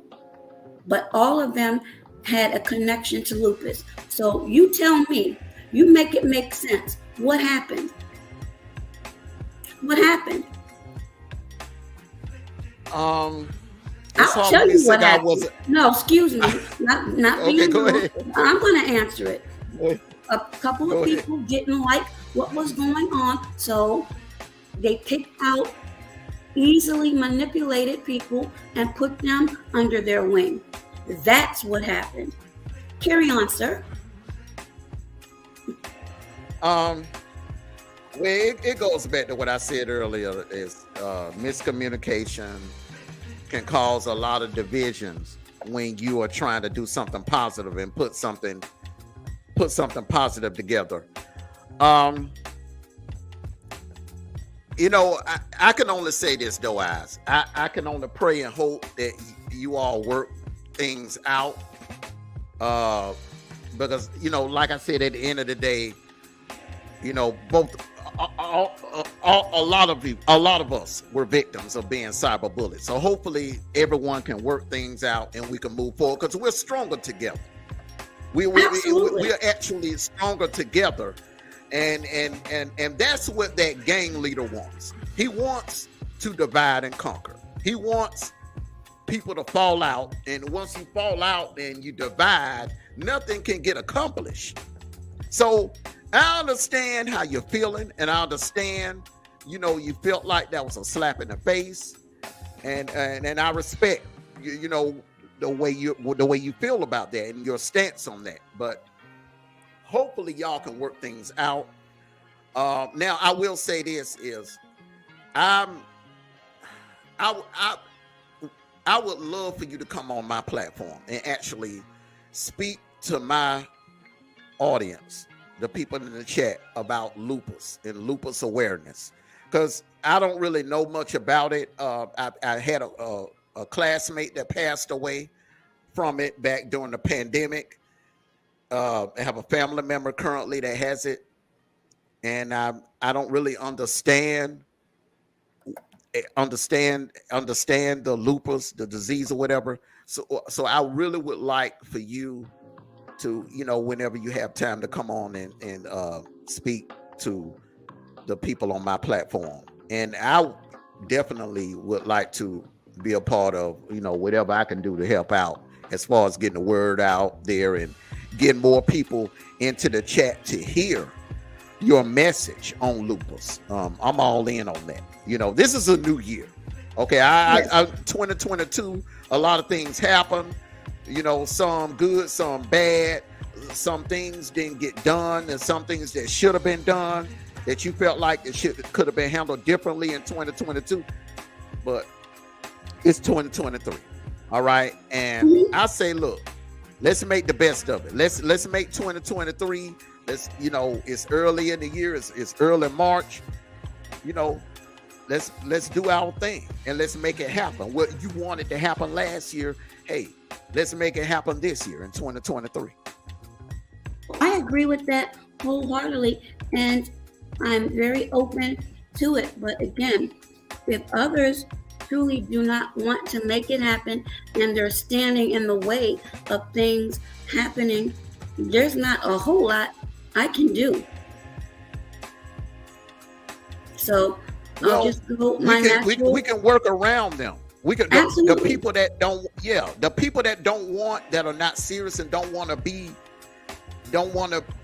come aboard. Then hey, God bless them. They can, you want the people that are serious to be aboard. You want people that are serious about it to be aboard. It's just like the cyberbullying thing. When I began it back in July, I said, look, those of you, I told them, I said, look, I'm changing my platform. Yeah, I'll still roast a little bit, but it's not going to be like it was before. All the B, the H, and the S, and those vulgar words that I was using, you won't be hearing it anymore on my platform. So if you have a problem with it, leave. You're free to leave. You're free to unsub. You're free to cancel your membership or whatever. And a lot of them did. Sometimes you lose people, but those people didn't mean you well in the first place. You when it comes to this, and this is a very serious subject, you want the people that are actually that are going to be serious about it. Now, and I want to say this. Now, everyone has something going on in their life. Everyone has something going on in their life. So we can't assume just because someone is not putting their time or effort, or they're not joining in from the beginning on the movement, that they don't want to, or they're hating or anything like that. You never know what that person may be going through personally. You understand what I'm saying? So just take the few people that we have to make this work. Let's build. And like I said, it's a process, and they'll come aboard. Look at the cyberbullying movement we were small back in July. Now we've grown because people see, hey, look, he's serious. Hey, he's making some valid points. It's a process. And as time goes on and the further you take this, it'll grow. It will grow. Oh, I believe and they'll come aboard. But it can't be it's we, because again, it's not just one woman, it's women. It's just not one man, it's men. And I will say this, and some may think it's a subliminal. Some people bend, but there are others who are unbreakable. You get that? People hiding in the bushes? Hope you did. Welcome, Blackbird. But you are absolutely right. So there will be a community wall post about my lupus fundraiser. Hey there, Takara. And I know Takara is also salute Takara. Over at BustLife, and she's also been very supportive of me as well. Again, Takara, you probably missed it, but I said I'm not over there anymore, and I haven't been since a male individual and then a particular female individual. So again, I still support, but there's a little hiccup there.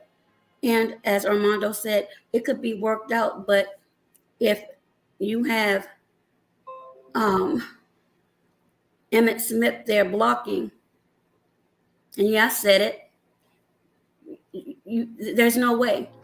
And you have to be able to communicate with that person. It cannot be hearsay. I don't believe in that, because things get lost in translation when you go by hearsay. And I'm not going to keep doing that, but I had to say what I needed to say. And again, I've told no lies. I don't need to. But I have had people to support me. And I always say this, and you've seen it for yourself. Sometimes, and it will be hurtful, you will often have to subtract or have subtracted from you in order to have those added onto you. So Yeah. Nene, I would love I to. feel you.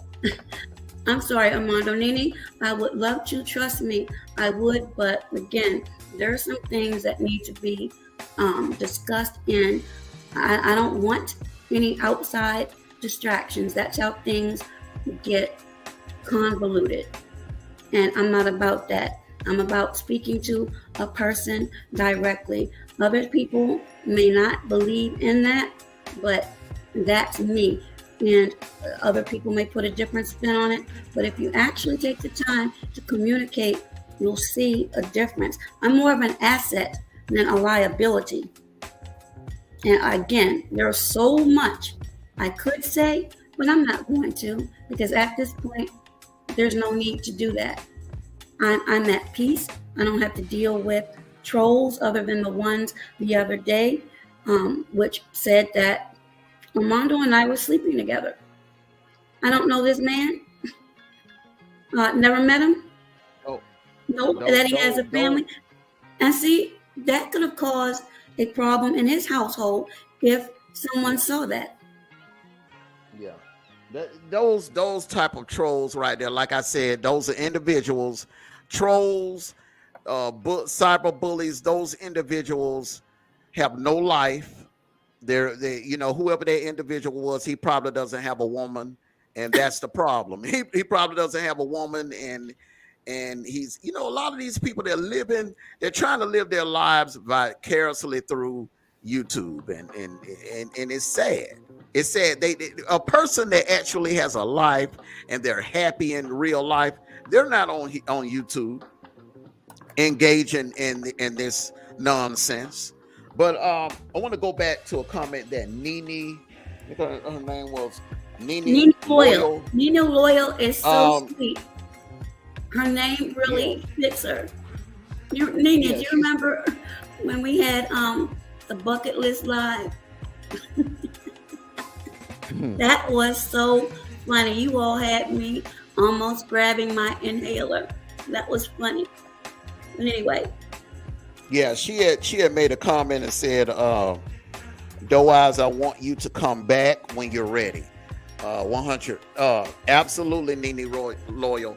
Come back when you're ready. But I really feel like all of those, everything that you spoke to me about, I feel like those things can be worked out. I really do. In the long run, it may not seem like it today, but I feel like those issues could be worked out. I feel like it was a miscommunication situation. Hopefully, you guys could get some kind of direct communication with one another.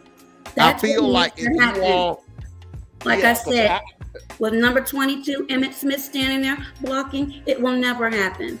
And I don't give a damn whether you heard me or not. I'm speaking my truth now on my platform. Now that wasn't directed to you, Armando. Oh, okay. Go ahead. Okay. I just,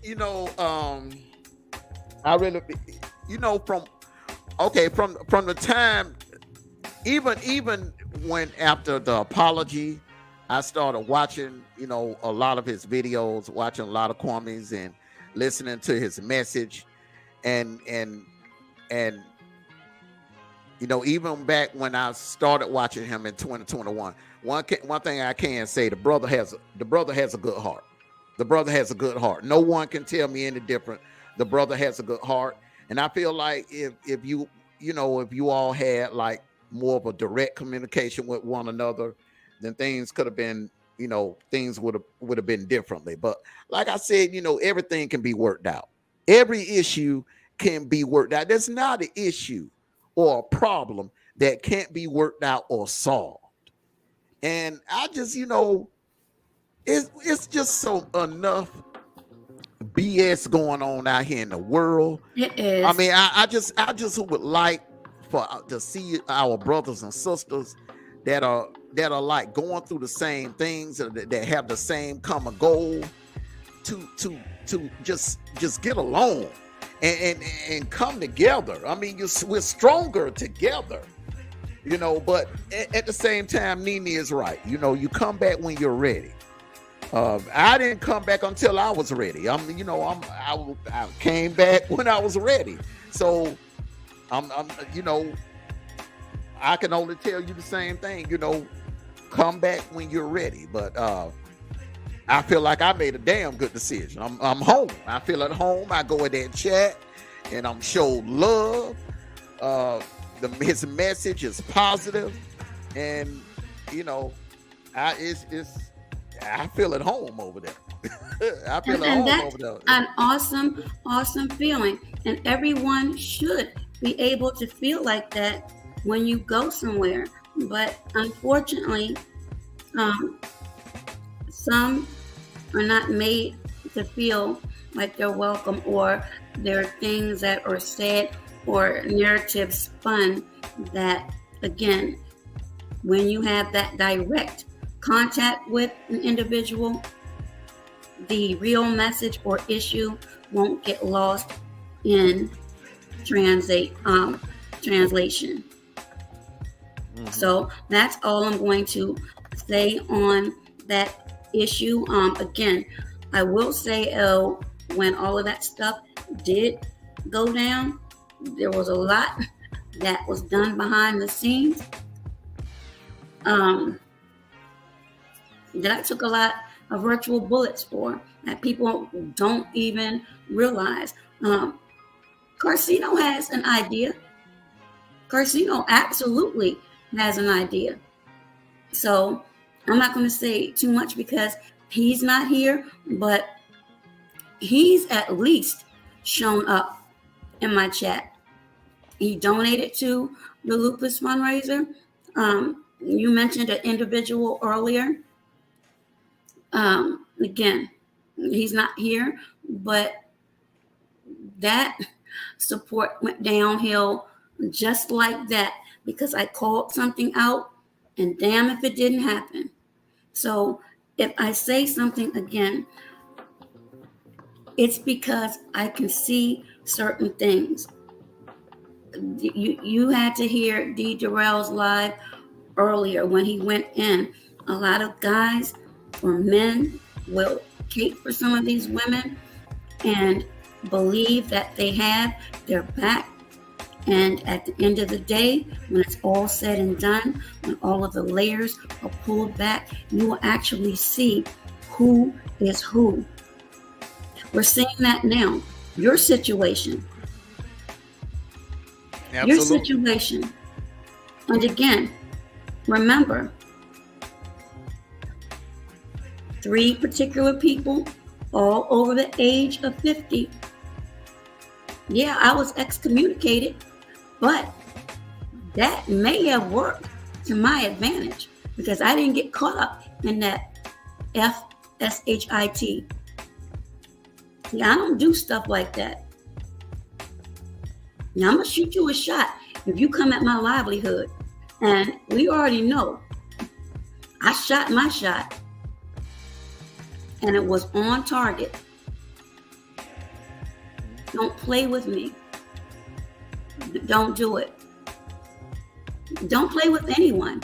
Again, everybody needs comedic relief. Laughter is medicine. It's medicine for people who may be fighting something. It may be medicine for people who are just depressed or down or grieving. So we do need that. But the disparity and the level of darkness, and then when you add in possible funds transfer, I don't want to say the R word, but I'm going to be real. And you've mentioned it. That's possible RICO, especially in Georgia. I don't understand the mindset of people. And when you add in crossing state lines, what is wrong with some of these people that claim to have law enforcement background or know somebody in law enforcement? And not everybody in law enforcement was squeaky clean. We did see what happened to Tyree Nichols, did we not? Absolutely. Don't miss me with that. It's just like people in the medical profession that take the Hippocratic oath. Not all of those people are on the up and up. Now, I'm not going to get on a soapbox and go on a rant, because I will, but this isn't about that. It's about cyberbullying and realizing that everybody possibly could be a victim, either directly or indirectly. And for those that are afraid to speak up because they don't want to be targeted, I understand, because there was a point in time, I kid you not, every chat I went into, here comes a troll account. I'm like, do you have a GPS on me or what? And I'm like, are you serious? But again, this person is not a stupid person. They're extremely slick because they use crash dummies for their missions. So they think it would never come back. But at the end of the day, when it's all said and done, depending upon these latest events and what's found out, people enjoy their freedom. The last time I checked, it'll take 2, maybe 3 to start singing like a little birdie. And do you honestly think someone will sit there and play, big gangster if they have a family in real life, or will they roll on a certain person? I will say the latter in a minute. Well, I will tell you this, those crash dummies can turn into they can turn into singing birds quickly. Especially when they're put into a interrogating room. Absolutely. And then they come out with a manifold of paper that looks like vintage stock paper, which is pages and pages of communications. And then when your heart rate goes above 100 and you start feeling those beads of sweat, and then you think about maybe a wife, a girlfriend, or maybe a newborn or a child, and then you look at a person you're supporting, who are you going to choose? That's real life. That's not behind a keyboard. This is real life now. This is actually spilled off into the real world. Yeah. Yeah. And your situation, I don't know if you thought about it or even talked about it, because again, I can't catch every live. I'm all over the place, but has it ever occurred to you that an ego, if that individual has one, and the adrenaline or maybe shaming they may have received would be enough to have them go on this mission again? Or do you think if they got away, they should just leave well enough alone? Well, from what I'm hearing, the crash dummy that went on this mission is actually falling out with the gang leader. And I'm sorry, I didn't hear that. From what I'm hearing that the crash dummy and the gang leader have fallen out. Now, is that absolutely believable, or is it another? Well, I'm hearing the back and forth. Now, whether or not it's believable, I don't know, because this same crash dummy is one of the ones that, when I was talking about fake beefs, this crash dummy had a fake beef with one of the members of that group that you named. Yes. He had a fake beef going on with the Pepper. Okay. Yeah. And that was fake that was fake. Yeah, I've never seen anybody that's actually beefing, and then next thing you know, in the middle of the live, they're on the phone talking to each other, whispering. I mean, come on now, I got too much street smarts. You can't fool me with that crap. But people do in families, they curse one another out. My mom used to cuss me out all the time, but I was bad.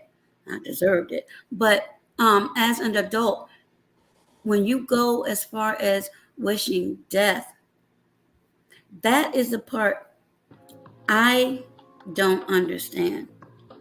And maybe it was forgiven, but to me, and this is just me, I'll forgive you, but I can't be in anyone's presence. That crash dummy will do anything for clicks and views. Think about it now. Think about it. And I'm gonna say this, and I'm gonna have to drop down a little bit. Think about this. Think about this, okay? Any individual that will risk their lives, get on a plane, fly down south to another city, rent a car, and drive around and do a whole bunch of BS stuff that could either A, land them in prison, or B, end them up in a hospital, or even worse, C, have them ended up in the darn body bag.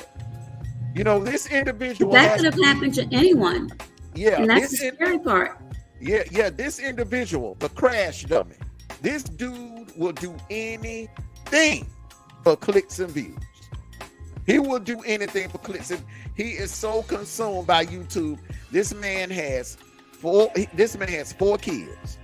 He has a family back home in Michigan that cares about him, a child back home in Michigan that cares a lot about him. And for him to put his life on the line, to come down here on some YouTube-ish, it's just ridiculous. It's ridiculous. And I wouldn't, as far as the comment that Pepper made about his child, that probably was all a part of the script. I think it was all a part of the script, because I think we're talking. I think these are individuals that do anything for clicks and views and for content. But those individuals are consumed by YouTube. That is their life. But that says a lot about a moral compass. At least how I look at it. I mean, I could be wrong. I don't know everything about that. It's not for me to know. I just feel as though, from what I do know, it could have been extremely dangerous for so many people.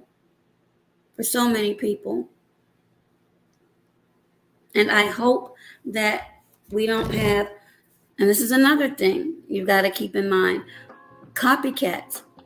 Because people who are twisted or sick, they emulate what they see. So if they see someone or believe someone, quote unquote, got away with that, then how do you know you won't see a copycat try to do the same thing and take it a step further? See, these are the dangers when you make these foolish decisions, in my opinion. Well, I'll strongly advise if there is a copycat, that copycat better have some very, very good insurance if they're thinking about coming this way. That's I mean, because listen, I'm on high alert about any and everything right now. And that should go for everyone, unfortunately. And it's sad because this should be a community where you enjoy yourself, you have fun, you have content, you explore other content and grow, as you said, and build. But when you have to now change the way that you move as a result of someone else, I mean, life isn't fair. We already know that, but it just kind of puts more salt in the wound. You know, like it just shouldn't be. That's all. But we can't change it now. So. Well, this is something else that the officer told me. He said, sir, and he looked at my channel. He went back to the squad car and took a look at my channel. He looked at my channel and he looked at the Crash Dummies channel as well. He looked at my channel. It's like, you know, your platform is growing. It's pretty big. You're speaking to a large audience, according to your numbers. And you're a public figure. You're a public figure. So you have to move like a public figure. You have to take precautions like a public figure. You know, you could be in another city and someone could actually recognize, hey, are you Armando Black? You know, that can happen. You know, so or they could say, hey, are you Doe Eyes? Well, you the young lady that did the panel about cyberbullying? And I would say, hell no. Yeah, well, you know, yeah, the remorse and face is hard. And you can say no. Well, I would say, hell no. But I mean, we public figures, so I have to actually start taking precautions and moving like a public figure. It's just it's sad, and I feel sorry for those that, you know, are really in the upper echelon where they have to deal with this all the time. Can you imagine what they were going through? Kevin Samuels probably had to have a Kevin Samuels, God rest his soul, he probably had to have bodyguards around. And see that, and that's the thing. I wouldn't want to live my life that way. Now, the financial aspect may look good, but look at what comes with some of that. You're always going to be a target, somebody with either their hand out, somebody looking for a scandal. You're going to be a microscopic subject. I don't want to live my life like that. I never have. Honestly, I like the behind the scenes type of work. I work best that way. Now, if I have something that I would like to speak on, then I'm going to speak on it. But having all of that attention is not always a good thing, because unfortunately, there are people with the crabs in the barrel mentality still. And that is why, unless we get past that, we're going to be considered second underclass citizens. And that's wrong. It's wrong if you really look back on our history. And we have a rich history. And I'm not speaking just dollars, but just rich in intelligence and innovation. It is so much. It is so much.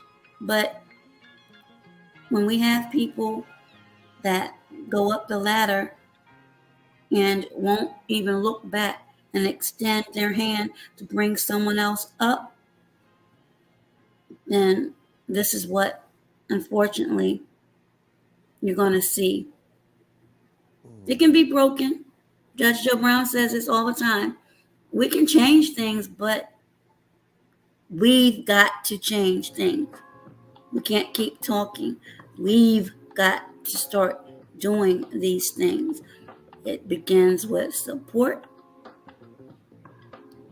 It begins with calling your local politicians, letter writing campaigns, getting in contact with your local media. If you can spend money to hear someone being disparaged, you can definitely spend money on a stamp and send a letter to those that represent and that's been voted in for your local jurisdictions. No excuses. No excuses. Absolutely. But I think Coach G's phone is absolutely dead by now. But Yeah. I thank him for coming. I'm glad the two of you have met. Both of your links are in the description and they're in the chat. You all have a lot in common. The ball is there. Take that alley-oop, do what you need to do with it, and continue to build. Continue to build.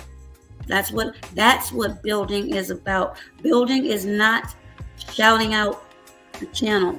Building is having those people communicate, share, and try to work on things together. And because both areas mirror one another, I think it could be a good thing moving forward. Absolutely. Absolutely. Again, thank you to everyone that joined. Again, thank you to Coach D. Derrell or D. Derrell Spears, Sector TV, and the Underboss, Armando Black TV, for joining this important platform on cyberbullying. These are going to continue, I'm sure, on other pages as well, because unfortunately, as Coach D said, and as Armando said, it's going to continue. Mhm. It's going to continue. When you think you've heard and seen the worst, somebody will come up with something a little bit darker. So we've got to work collectively, and it's going to take a lot to try to curtail this. Absolutely. Absolutely. So if you have any final words, please feel free, and I will go ahead and close this out. I want to thank you for having me on the inviting me on the platform to discuss this very important subject. I want to thank everyone in the chat. Thank all of you that came over to show support. And we must do this again. We must do this again soon. And I look forward to having you on my platform later on this week, and for us too. As I'm gonna put you in the hot seat. Oh, hit the link. Hit the link. I always wanted to say that. I need to put a little bit more bass in my voice. Wait a minute, let me do it one more time. Hit the link. Is that more convincing or no? Yeah. That was more convincing? Okay. Yeah, that was more convincing. Okay. You have a good night, sir, and thank you again. Thank you to everyone, and be safe, be well, and you've been listening long enough, you know the rest. Be healthier. You have a good night. Peace and blessings. Peace and blessings to everyone. Thank you. Bye-bye for now.